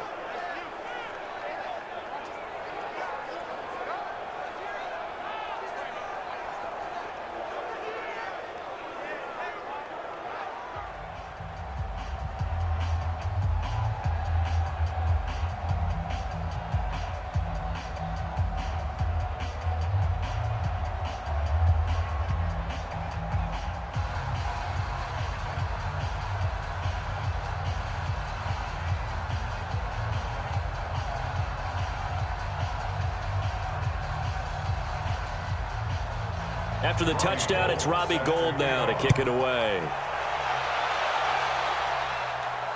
This fielded a few yards into the end zone. And no run back here. This will be a touchback, and it comes out to the 25-yard line. The Ravens offense now, they get ready to head back on the field. Well, there are 2 scores on the plus side. Still time here in this fourth quarter, but maybe you start thinking about playing keep away? Yeah, I think here's the situation. You're not thinking touchdowns anymore. You're just thinking first downs. To keep up with your theme there, playing keep away, first downs, they can't touch the ball. Jackson and the Ravens come up now 1st and 10 at their own 25-yard line. From the gun, it's a run for Ingram. And he's upended at the 33 following a good pickup of 8. And I'm guessing you'd say this is kind of the key here. Grind out some yardage, work on that clock, see if you can continue to tick it down. Definitely. You want to bleed things out at this point, right? Continue to possess the football, gain some yardage, and put the onus on the defense. Do they have to use timeouts? What are they going to do to stop you? You're taking charge. And a 20th carry now for Ingram. Now a flag comes in from the umpire after a gain of about 4. And this looks like it's going to be holding. That hold coming from the middle of the line, the center. And it's difficult for him because sometimes you've got people right over you, and as soon as you snap it, trying to get your hands up and block them, you can be a little bit late getting it done. They'll come up now on a 2nd and long after the hold.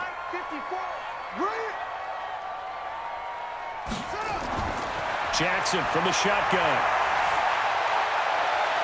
Snead's got it. And I think the ball's out. And now this is scooped up by the 49ers. Partner, that one looked like it was over. I mean, they had control, had the football, and the defense had to make a play in order to keep them in the game. That's exactly what they did. And now that door ajar, 2-score game, so hold on here, not done in the fourth. They're the 49ers getting set to trot out there. And for them, a touchdown their last go-around. Obviously, they'll be hoping to do that again. And when you start plotting for this drive, when you start thinking to yourself, okay, what are we going to do? You don't go away from what you did before because that worked, but you have to be prepared for wrinkles and counters because you know they'll make some adjustments.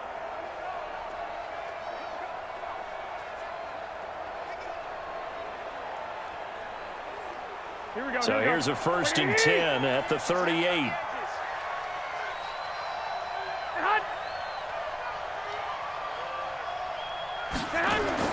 After the fumble recovery, it's Garoppolo. He finds McKinnon, complete. And they're able to get this one past the 30 down to the 25. 13 yards there and a Niner first. And this is why trying to cover the angle route is so difficult. Anyone playing the linebacker position, when they see a running back out of the backfield widen because he heads towards the flat first, oftentimes you widen too much and overcommit. He cuts up inside, and this is what we saw there. A nice pickup for a first down. This is caught. And across the chalk into the end zone. It's a 49er touchdown. 25 yards for the touchdown, as they are now just an extra point away from making this a 3-point game.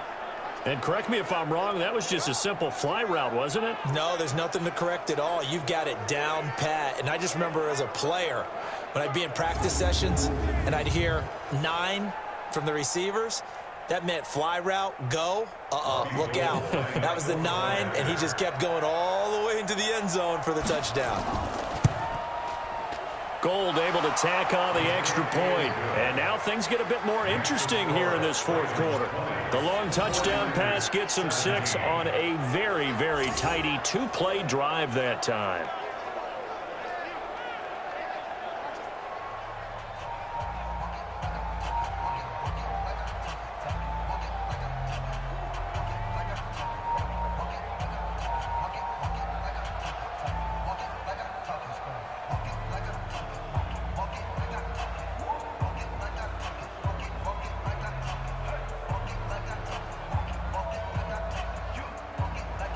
After the touchdown, it's Robbie Gould now to kick it away. This is taken at the 3. And not a bad return here. He gets it out to the 25-yard line. And now Baltimore gets set to take the field. Now, Charles, of course, you got to remember, last possession they fumbled. It led to a touchdown. 1-score game here. Got to be careful. And this is where coaching and training really comes into play, doesn't it? What does everyone say after an error? Next play, move on, next drive. That mantra has to come to the front. They've got to take care of business right here and act like the last series just didn't happen. Jackson and the Ravens come up now 1st and 10 at their 25-yard line.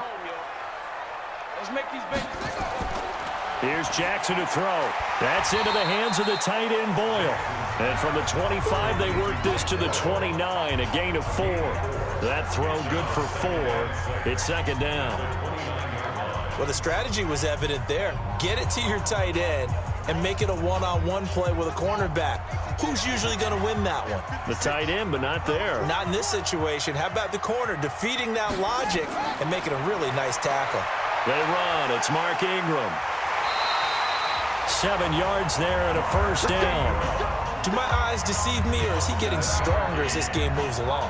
Burst seems just as good here in the 4th as it was way back in the 1st, doesn't it? I do believe someone put a lot of time in the offseason and continues to condition during the season in order to continue to carry the ball at this rate. So from the 36 now, 1st and 10. From the gun, Jackson. He's got it to Ingram, complete.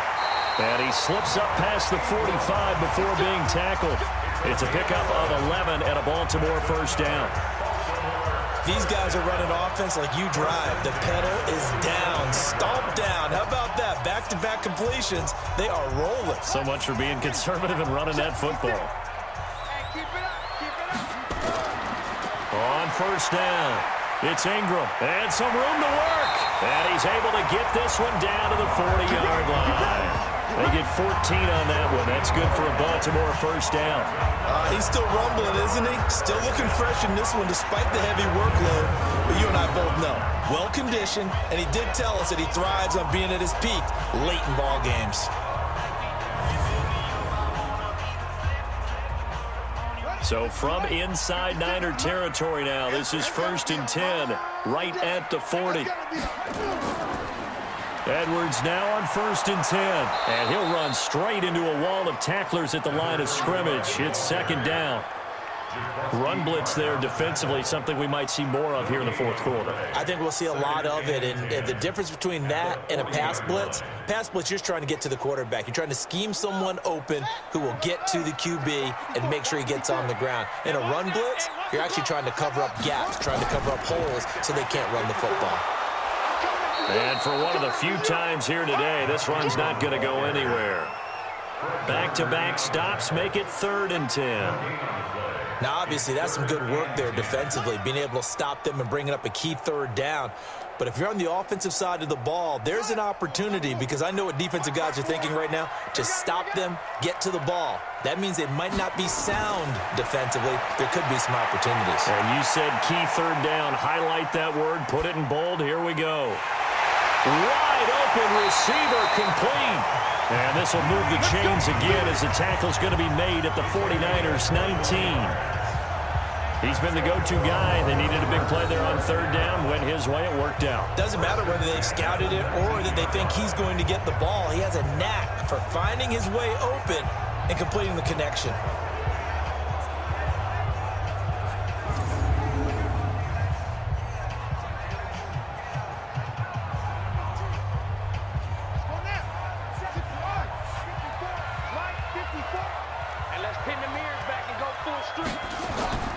From the red zone now, here's Jackson on 1st down.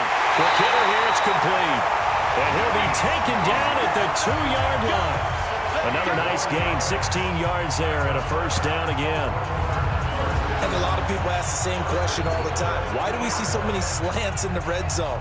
Well, the windows are tighter. Everything's more condensed. It has to be quicker, and you've got to deliver the ball on time. Your biggest worry? Ball gets tipped in the air, because if that happens, then it's fair game for the defense.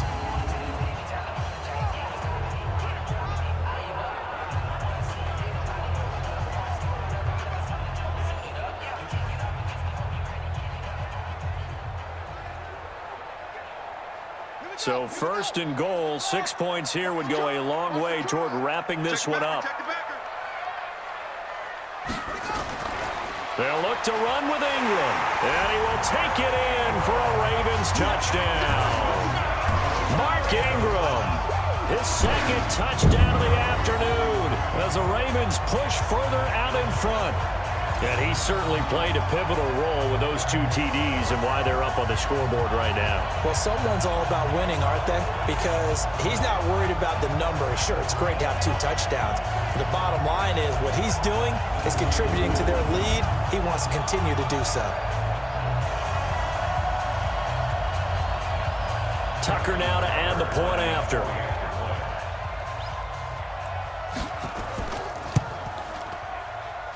And his guys will take a 10-point lead. So a nice drive put together there. They go 75 yards in 9 plays. And it's Mark Ingram who caps it off with a touchdown run.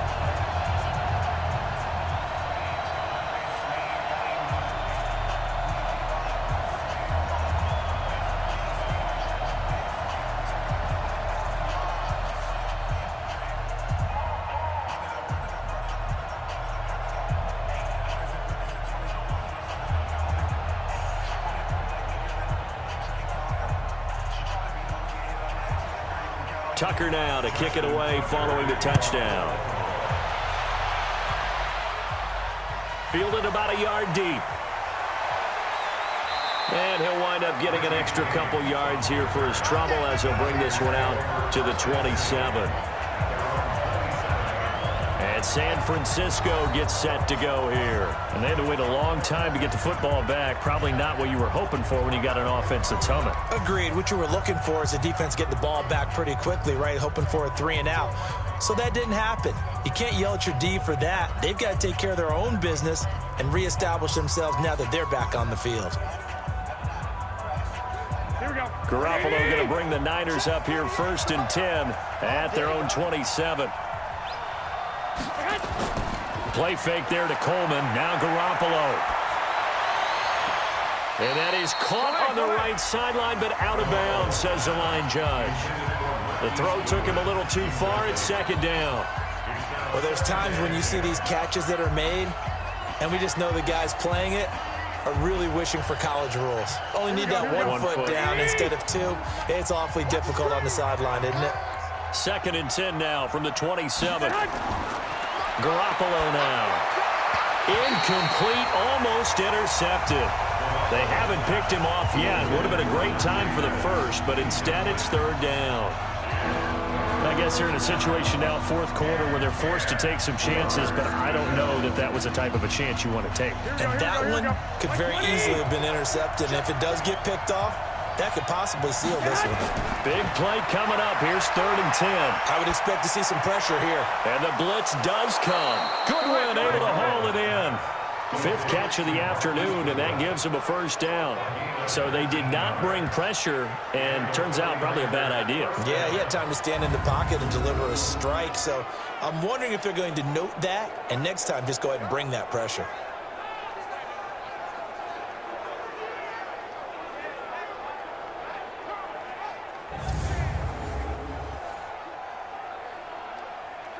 Here we go. 180! Not today, you are. Not today. Garoppolo on 1st down. And the tip there altered the ball flight, and it falls incomplete. It'll be 2nd down. Really nice play by the guys on the defensive side of the ball, but for the guys on the offensive line, they're doing a nice job of trying to protect their passer. But when a guy hops in the air and goes airborne and try and knock one away, it's difficult because you can't reach out and grab him. That'll be a holding penalty. So all you're trying to do is make some type of a play on him, make some type of contact to try and get his arms out of the sky. And now here's a deep shot that's complete. That one covers 24 yards. It's a 1st down. And with that last play, he's now up over that 300-yard mark. And in today's NFL, it almost feels routine. And I hate that when you talk about a 300-yard passing game. To me, 300 yards still signifies excellence, and he's achieved that in this performance.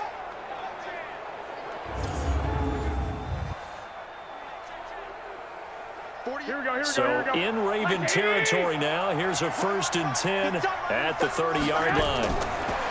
Throwing now is Garoppolo. And this will be incomplete.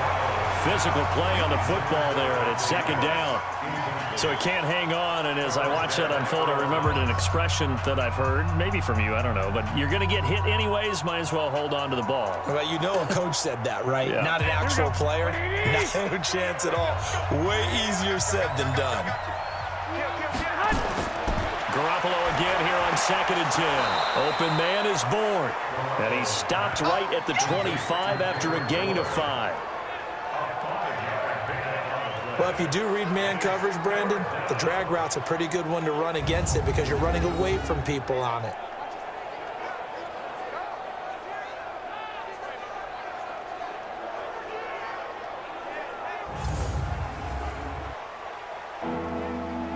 Play number 7 now coming up on the drive. 3rd and 5. Garoppolo again. And it's caught by Selleck. And he picks up the 1st down yardage as he takes it down to the 16. What a methodical drive this is turning out to be. That time 9 yards, and the sticks move again.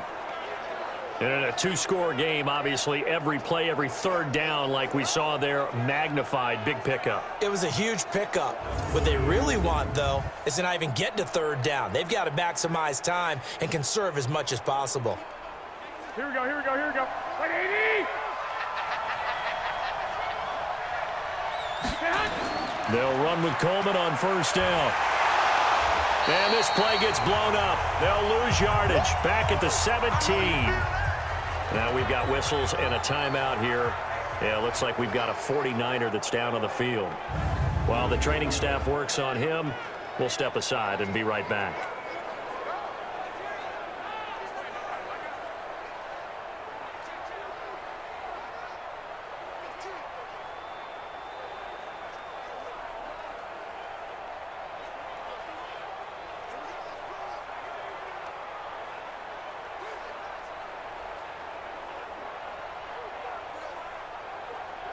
Maybe just a slight detour on what's been a strong drive. Here's 2nd and 11.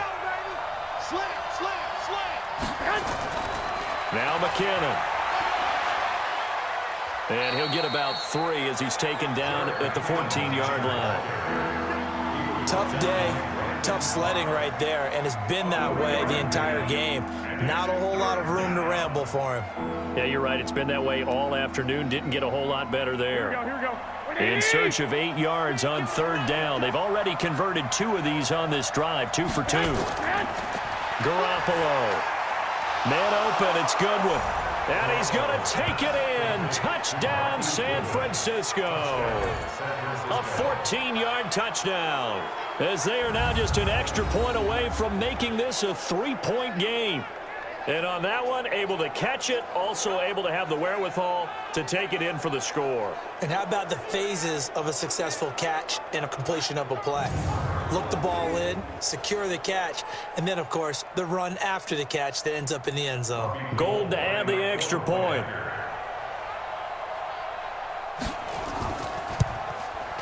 And the lead is down to a field goal now.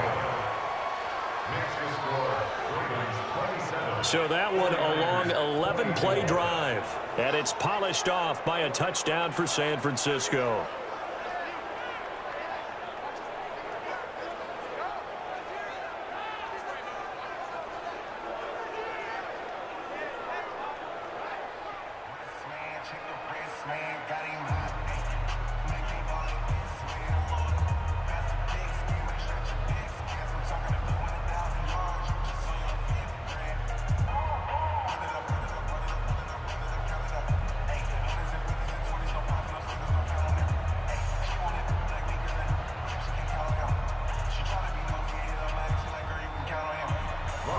After the touchdown, it's Robbie Gould now to kick it away. This fielded at the 2. And he's up across the 25 and down at the 28-yard line. Mark Ingram now gears up to help lead this offense back out there. He's already hit pay dirt twice. He's up over 100 yards. He is feeling good. And he's just zipping along today. Everything coming together for him. It's that type of a day that you see a back just kind of have a grin on his face every time his number is called, because he doesn't feel like there are going to be any lost yardage plays, nothing but big-time positive runs. Making the sideline grin as well. Jackson and the Ravens come up now 1st and 10 at their own 28-yard line. He's checking. The drive starts here with a carry by Ingram. And he gets this one just shy of the 40. They'll mark him down at the 39. It's a pickup of 11 and a Baltimore 1st down. Oh, that's one to warm the hearts of all those old school football players, isn't it? Tough, hard, gritty run, got behind his pads, bowled over a few people. Look at that one, right up the gut. Saw it through 3 quarters, no reason to lighten up now.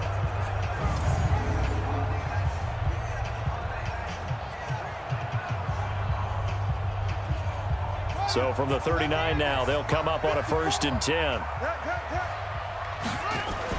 Here's Ingram. Nowhere to go that time. He maybe got a yard up to the 40. Offensively with the lead, you want to run the ball, keep the clock going, but you also want to still kind of be in attack mode too, right? So how do you do that and not come back on your heels? Yeah, think about all the practices we've watched where they have that tempo period to go over things just like this, where they describe the scenario, tell you what they're looking for, and make sure that they're still attacking, yet at the same time not going so fast as to leave too much time on the clock. And he'll get up to the 43-yard line. Only 3 yards on the catch. It's 3rd down. And, boy, they had high praise for this rookie receiver when we asked the coaches about him, didn't they? They certainly did, and obviously they liked his measurables, otherwise they wouldn't have brought him onto the team. Height, weight, speed, all of that. But how about what they really said? Competitiveness. That's what they really liked about him. The way he goes after the football, competes for it, and decides when it's in the air, it's his and only his. Now a third down throw, but it misses the target, incomplete. Critical play in this football game, because if they pick up the first there, that clock keeps rolling. Has to be a little frustrating for them because they know that if they pick up a first down there and continue to eat away at the clock, really increases their chances of closing this one out. Now they're likely going to have to give the football up and sweat it out on the sideline.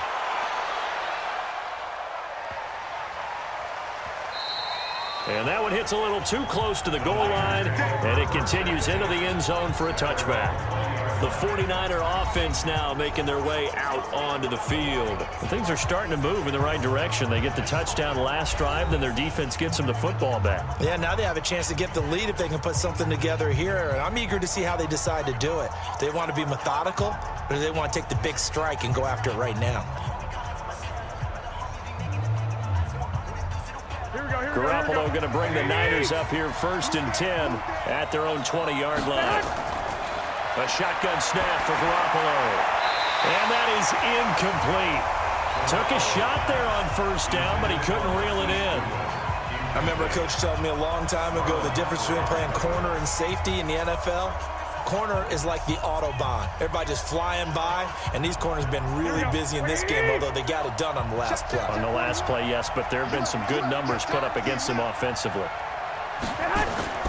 Back to the air on 2nd. It's Garoppolo. And that one got tipped, kind of threw everything off. It brings up 3rd. You got to give some credit. They're able to hop up in the air and bat that one away. And that's frustrating for an offensive lineman because the only recourse is when he goes in the air to try and get some type of pop or a shove, hoping to bring his arms down. So back-to-back incompletions, and that has him staring at a 3rd and 10. Looking to throw. Garoppolo. And able to haul it in is Kittle. And they're able to get this one across the 35. It'll go as a 1st down for San Francisco on a pickup of 16. Tell you what, he's been able to put the ball in some tight spots all game long. That throw, no different. Yeah, a lot of people would call it a gutsy type of a throw. I think he looks at it as, I can do it, so it's not that big of a deal to me, and I'm going to keep firing.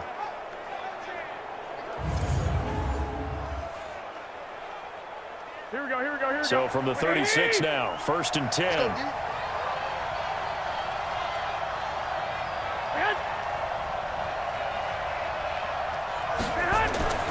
Garoppolo looks to throw once more. Completes it to the tight end, Kittle. A really nice gain of 25 yards. Here we go. And he's the epitome of what we call the move tight end, a guy that you can line up anywhere, in the slot, out wide, in tight, doesn't really matter because he has such great skills. You want to utilize him in all aspects of your passing offense. And there he was in the slot for the catch.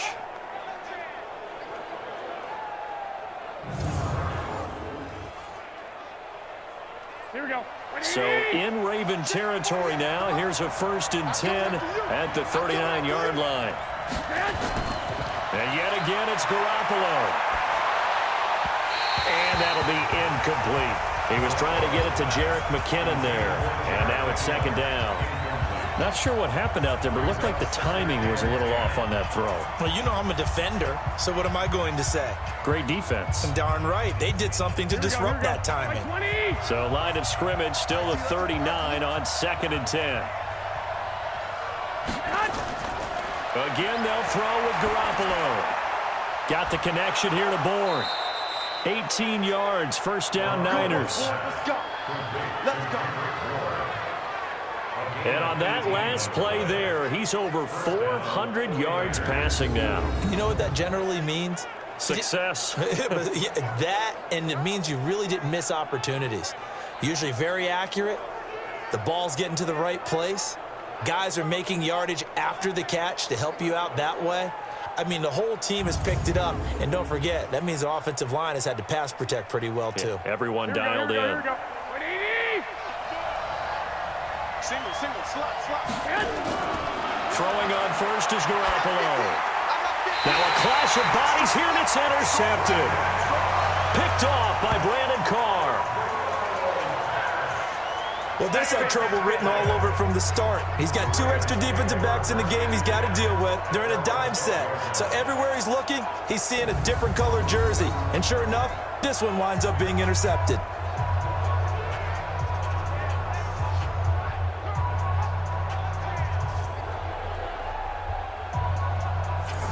Now the Baltimore offense heading back out onto the field. A little less than 4 minutes remaining, and the margin for error is small with this slim lead. Operate within your 4-minute offense here, Charles? Definitely. Remember, the 4-minute offense doesn't always correspond to what's up on the clock. What they need to do is play a little bit of keep away right now. Run the clock down. Make sure their opponent doesn't get the ball back. Their dream scenario, get enough first downs and make them eat up their timeouts so the game ends when you're kneeling down with the football. They'll run on first down. Ingram. And he'll take this one only up to about his 13-yard line. Just a yard on the pickup there, and it'll bring up a 2nd and 9. You know, I was going to ask you if maybe they should surprise and pass the ball, but where they're at on the field, I think keep it on the ground, right? I like where you're going with this one because field position is going to determine these play calls. And backed up where they are, I don't even think about putting the ball in the air. I tell my running backs, grasp the football, and I tell my offensive line, don't allow any leaks so they get hit immediately when we hand it off. The 2nd down attempt there knocked down as it leaves the quarterback's hand, and it's incomplete. This a very important drive, and that incompletion leads to a very important 3rd down here if they're going to try and get the football back. Yeah, getting it back, absolutely crucial to their chances to try and win this game. I would expect a lot of pressure here. They can't afford to let them continue to get first downs and eat away at the clock. And a nice job there defensively to contain him and get him to the ground a few yards short of the first down marker. 5 yards that time out of the scramble, but now they're looking at a 4th down situation. He certainly had plenty of success running the ball, and right now I'm getting the sense that he's looking to take off and run every time he steps back to throw it. But they did a nice job there collapsing on him and holding him to a short gain.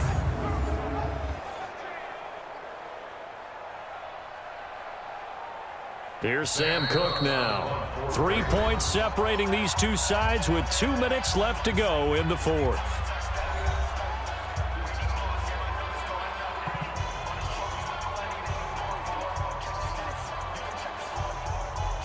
So it's Raven football here as we welcome you back. They're looking at a 4th down now as they try to hold on to this lead for dear life. Taylor now returning it. A big boot that time. 57 yards the official distance. And possession will switch hands, 1st and 10. Garoppolo and the Niners now. Down 27-24, a minute 52 to play. They need, at minimum, 3 points out of this as they come up 1st and 10.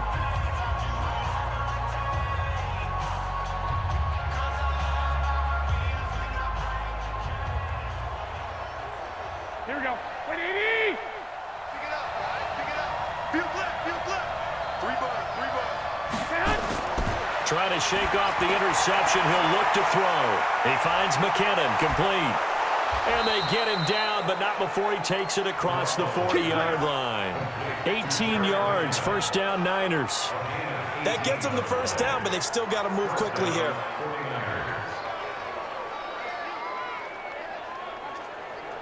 Clock running here, under 90 seconds to go.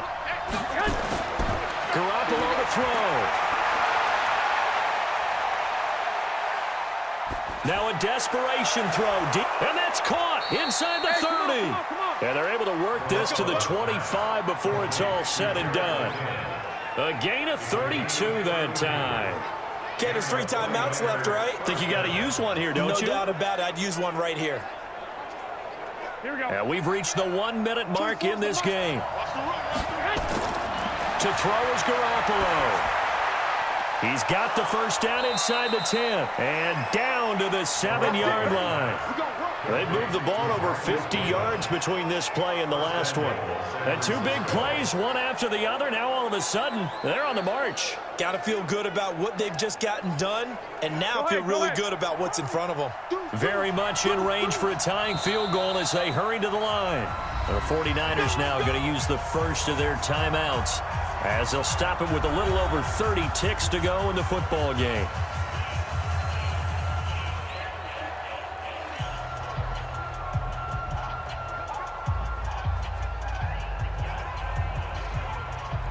Two big plays in succession. Not sure this D knows what hit him, but now they got to get ready. It's first and goal. Now Garoppolo. He finds Taylor, complete. Now San Francisco going to call their second timeout as they'll stop it with 27 seconds showing on the clock.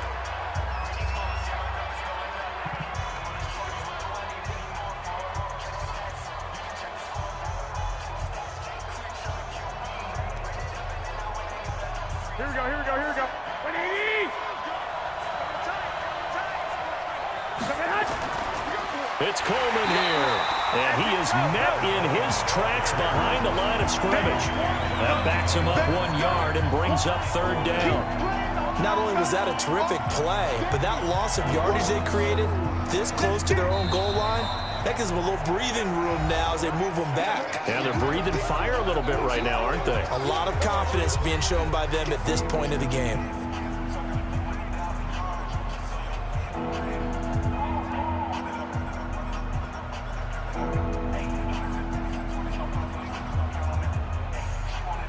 So out comes a field goal team now for the second time here today.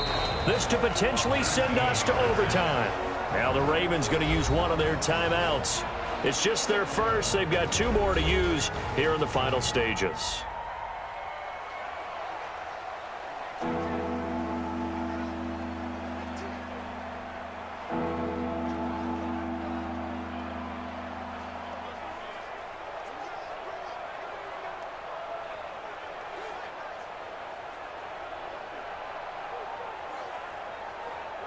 So out comes a field goal team now for the second time here today. This to potentially send us to overtime.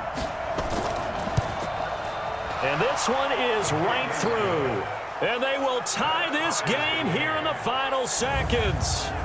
So a money kick there in the final seconds. And now, barring any hijinks on the kickoff here, partner, I think you and we're going to settle in for a little overtime. And I wouldn't have it any other way. This has been a dogfight all through regulation. No reason to think it won't continue in the extra period.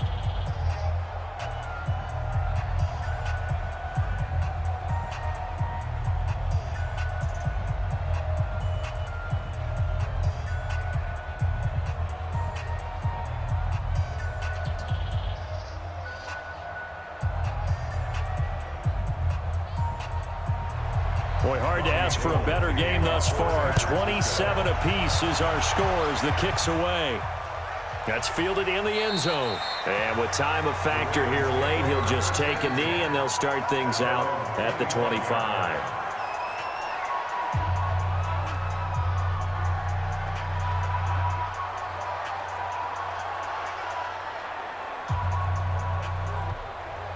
The Raven offense set at the line for this next drive. They have a little bit of time here to get into field goal range. Not much. A tie game, you don't want to do anything crazy, right? I agree with you on that one. Risk reward, okay? If you go for it, what is the absolute reward on this? But the risk is probably greater. Run the clock out, get to overtime, and try and win it there. All right, we'll see if they do just that.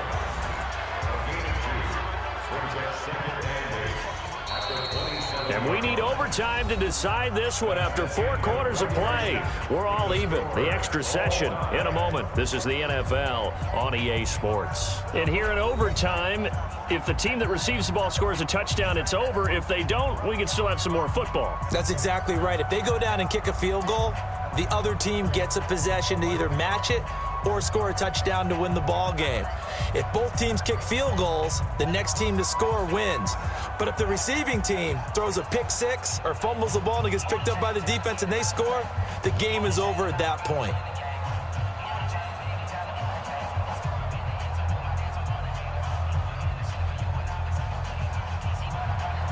So a tie ball game here as the kicks away. This fielded a few yards into the end zone. And no run back here. This will be a touchback, and it comes out to the 25-yard line. And now Baltimore gets set to take the field. They control their own destiny here. They have the football in overtime. Obviously, a touchdown would win it. And I think teams around the league are still adjusting to the idea of going downfield, scoring a touchdown wins the game, because they were used to just going downfield and trying to get in field goal range to win a game. Still having to make that transition. Let's face it now, the ones who are doing it best know they need to go down, attack, put the ball in the end zone, and not leave it up to a field goal and give the other team a chance. Yeah, as we said, they control their own destiny now. Throwing now, Jackson on first down. Snead's got it. And they're able to get this one across the 35. 12 yards the pickup there. Good for a Raven first. That was a nicely run slant route, and what the receiver's trying to do is make the defender think he's going upfield for a deeper route, and then breaks it off, usually after about 3 to 4 steps, and cuts towards the middle of the field. And now what he's trying to do is use his body to keep the defender away from the football and give the quarterback a really nice target. And that play is blown up, losing yardage back at the 35. And never good on a pass completion there to go the wrong way, lost yardage. No, for some reason it seems to work better when you throw it downfield, or you can move the ball downfield running it that way, doesn't it? But in this case, if you're the defensive guys, you're energized, executed well, and you caused a lost yardage play. That's going to feel good and look great in film.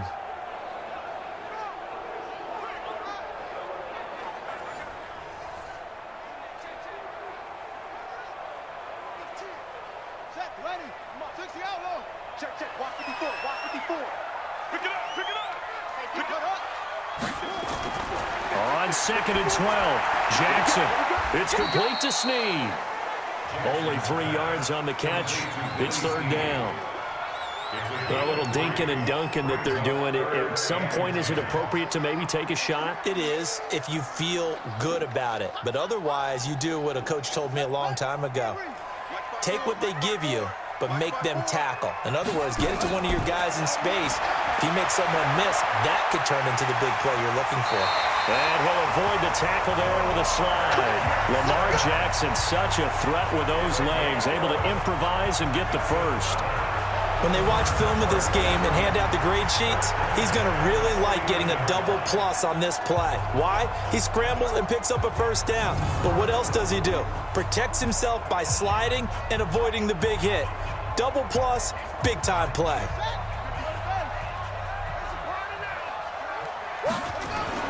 On first down, it's Ingram. Takes to midfield, but no further. Just a yard there.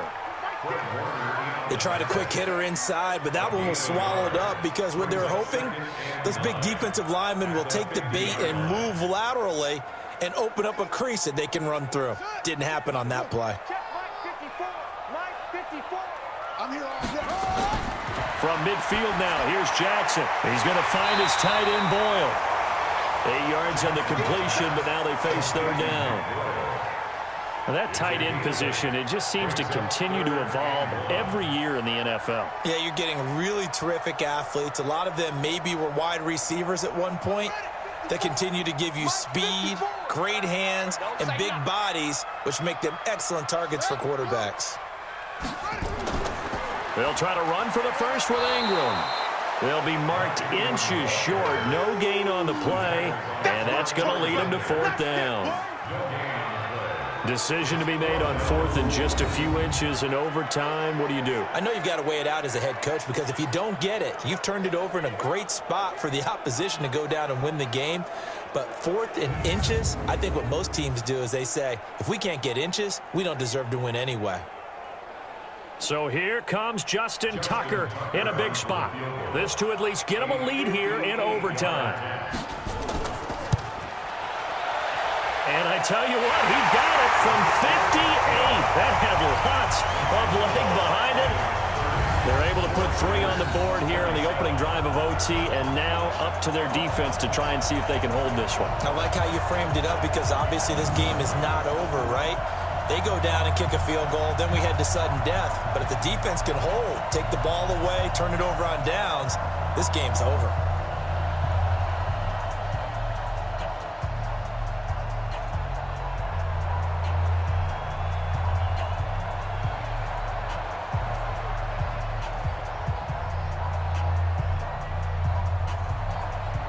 Tucker now following the made field goal, set to kick it away.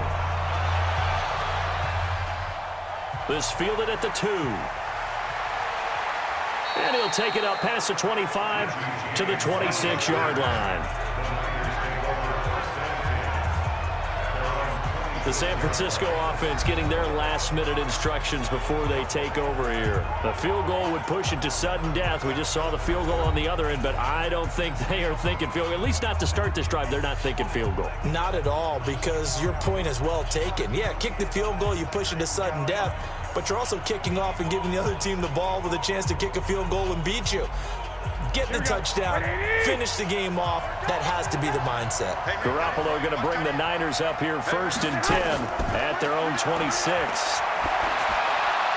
They throw right away, and that's complete out on the right side. And he's taken down, but able to slip across the 35. 13 yards there and a Niner first. It's a nice completion, a little bit of run after catch as well to create the yardage that they got. But it is so tough to cover that route, the drag route, because they run it at varying speeds. Because the key is to create hesitancy on the defender's part. Always so empathetic for those DBs, aren't you?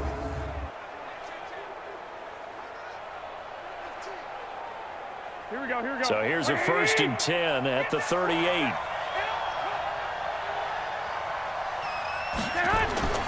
From the gun, it's Garoppolo. A dump down to McKinnon. And they'll get him down after a pickup of 8, 2nd and 2. And we see another pitch and catch there to the running back. This position just continues to evolve. They become just as critical to the passing attack as a lot of receivers, tight ends, because their ability to make people miss in the open field can really generate big plays for an offense. Looking to throw again on 2nd down. Garoppolo. That's complete to a speedy wideout Goodwin. The Niners have the 1st down on a gain of 11.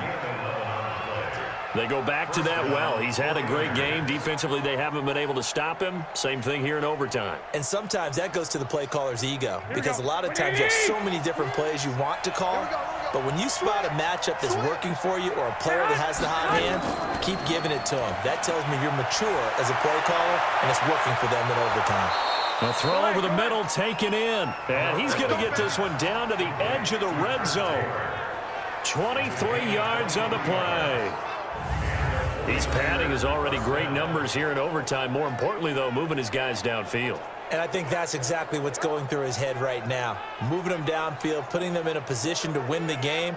The stats, that's for the fantasy guys. I know they're enjoying that show.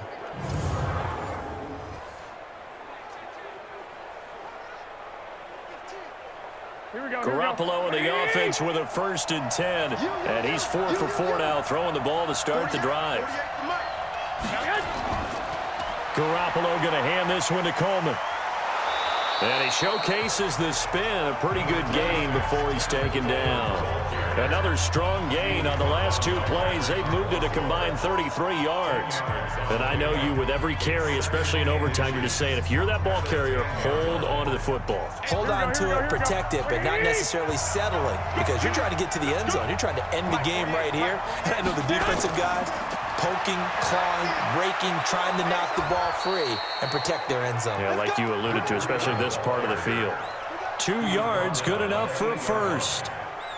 Well, that was a unit that understood exactly where the 1st down marker was, handed it to their guy who could run it, created some space, and he got there. Here we go. 180. Check 48. The mark. Let him know. Let him know. Watch the edge. They'll try and run for it on 1st and goal. And he's able to get it down to the 2-yard line. He'll get 6 on the ground there, and it'll be 2nd and goal coming up. So a little chunk there on 1st as they try to chip away down 3 in overtime. I like your description. Chip away, down 3. You don't have to get it all in one big play, although obviously that would be nice. But there's no need to have that type of risk associated with it.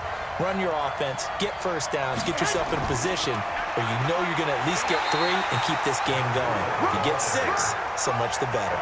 Call it a gain of a yard as they get a little bit closer here. It's 3rd and goal. 2 straight shots on the ground. Now on 3rd, do you go to the air?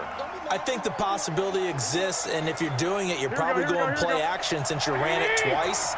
But I often think that second down is a time you go play action and throw the ball. I say commit to the run and think about it being 4-down territory.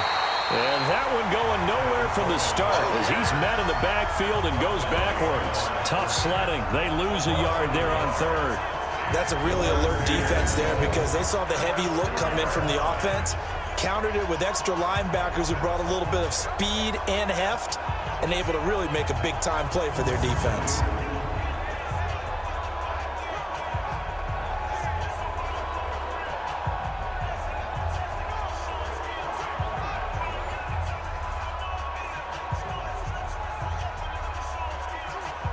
So on fourth down, out trots the kicker in a big spot here. And now the Ravens are going to take another timeout. They'll be down to just one remaining as we step aside here in overtime.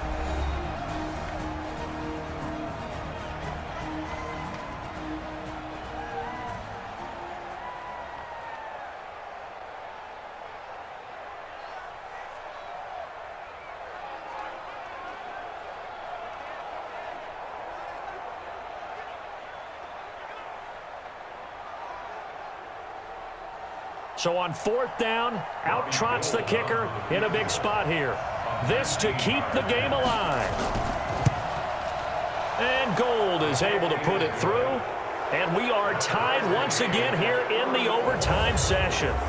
Both teams swapping field goals on their respective first drives of overtime. So now, you know the drill. It's on to old school sudden death. Yeah, it sounds exciting, doesn't it? Can I be a little bit of Dennis Downer here, though?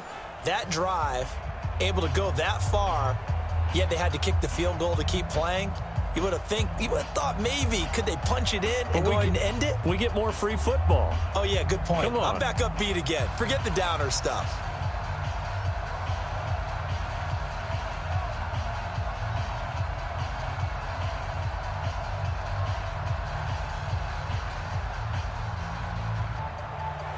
So each team's had it. Each team's put up 3. It's sudden death now, and here we go. That's fielded in the end zone. And he'll elect not to return this one, so they'll bring it out to the 25 on the touchback. Here comes the Raven offense now, ready for another possession. The situation is simple. It is sudden death from here on out. We had 2 stops defensively. The next score, whatever it is, wins this game.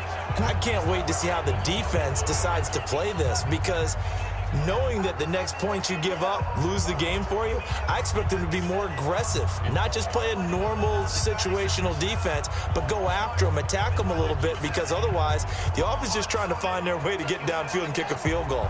Don't sit back and wait for them to make their plays. I think the defense needs to go after them. Charles Davis says maybe they go aggressive. They'll run with Ingram here to begin the drive. And he's going to lose yardage here. Back to his own 18. That's going to go as a loss of 7, and it'll set him back for second down.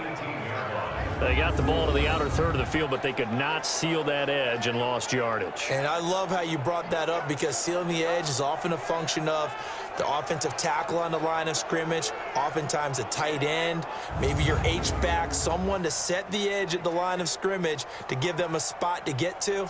If you're not able to do that, you're not able to turn the corner. Let's go, D. It's going to be a long day, offense. It's going to be a long day.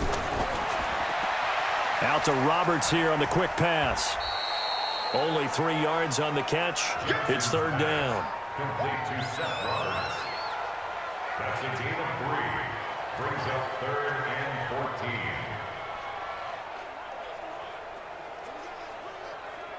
14. An extra DB for the 49ers now on third. From the gun, it's Jackson. This one complete to Ingram. And he'll be stopped at the 27-yard line, well short of the first down marker. So much about this game is just understanding situations and then having to execute, isn't it? Guard the first down sticks. Don't let them get there. And they rallied and made the tackle.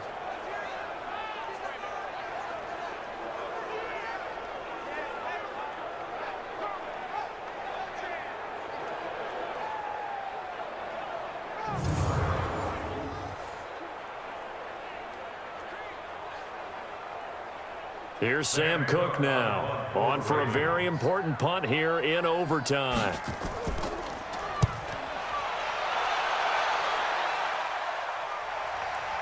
To return is Taylor. He gets away from one. So a change of possession here on the punt. And San Francisco gets set to go here. And a methodical drive last time, but they couldn't get that knockout blow. They had to settle for 3. But you got to like what they've been doing along the way, right? It's almost like the body blows, the setup punch. As you said, they didn't get the knockout blow here, but that doesn't mean it can't come later in the game on another possession. And the defense on the other side, maybe a little gas, yeah, a little tired. And if nothing else, they just feel relieved getting upfield only giving up 3. They don't exactly feel like they've handled the offense. And the first play of the drive goes to McKinnon. And this will go as a gain of 7 as he gets it to the 30-yard line. Well, no matter how they phrase it, staying on schedule, staying ahead of the sticks, whatever you want to call it, 7 yards on first down, that fits the bill. A good run got 7 on first. Here's 2nd and 3.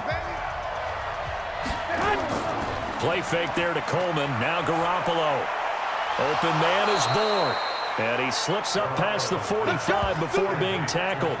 It'll go as a first down for San Francisco on a pickup of 16.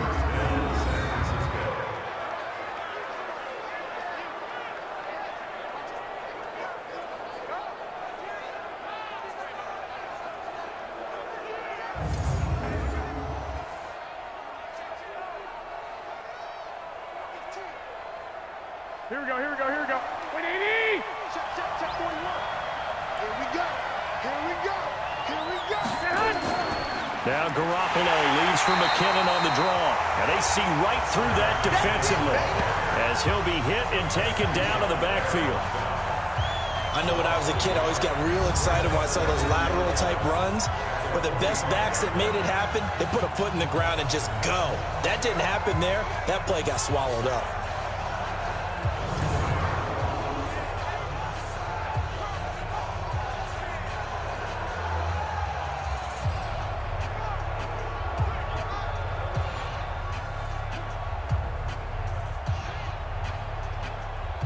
Here we go. Like 80! Hey, man. Watch the boot. On 2nd and 11 now. Garoppolo. Man open. It's Goodwin. 22 yards there. A first down. Let's go. And that last reception puts him over 150 yards now on the game, Charles. And now it's not just execution. It's not just performance. It's a mental aspect that's going on. Because right now, he has got the defense so much on their heels, got them looking at each other. Who's going to cover this guy, and what type of coverage can we put out there to try and slow him down? Here we go. So in Raven territory now, here's a 1st and 10 down at the 33. Garoppolo. And this is Selleck here with the grab. This will be stopped about 2 yards shy of the marker. 8-yard gain, 2nd and 2. So on that play, defense was in the zone. They ran a crossing route offensively, but the defense there, you got to be good with communication, don't you? You certainly do, and it's not something that is really evident when you watch it on the screen. But everyone's talking, communicating, pointing, and it keeps you from chasing receivers because you have a specific zone you have to cover. When a receiver's in your zone and he crosses to another one, you got to let your guy know. They got a completion there, but I like the discipline they showed to stay in their proper areas and then make the tackle. But we always talk about good down and distance, allowing offenses to expand their playbook. Well, 2nd and 2, that means your playbook's wide open. You can run just about anything. But a lot of times, the play caller, he just looks down at his sheet, sees the short yardage runs, and goes to one of those. And now we're going to get a timeout called by the defense as they'll burn their final one here and let that kicker stay out and think about it a bit more.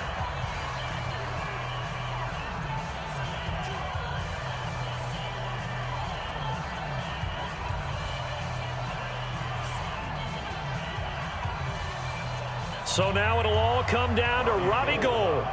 This to win it in overtime. And he got it.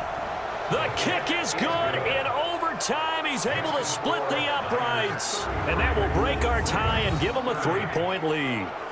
So the drive stalls out inside the 15-yard line, but they do get 3. And I've talked with enough players nowadays that when they have these types of kicks, that no one says to their guy, hey, that's just like making an extra point, piece of cake. Because the extra point is not a piece of cake anymore. But kicking a field goal from that distance, just give him confidence and let him knock it through. Well, we thought this game would be a good one. It did not disappoint into overtime, and it took the field goal to win it. And we always pay lip service to how important it is to play defense. And usually we focus on the offensive pyrotechnics, right? But in this case, they got the ball back on defense, gave themselves a chance, and they capitalized on it with a victory. And I don't care what distance that field goal is from in overtime. The knees are always knocking, but he pushed it through. Not only that, think about your snapper, your holder. A lot of nerves for them, too, because they have to do their job in order to give him one last chance to put a foot to it. And for Charles Davis and our entire crew here at EA Sports, I'm Brandon Gaudin saying so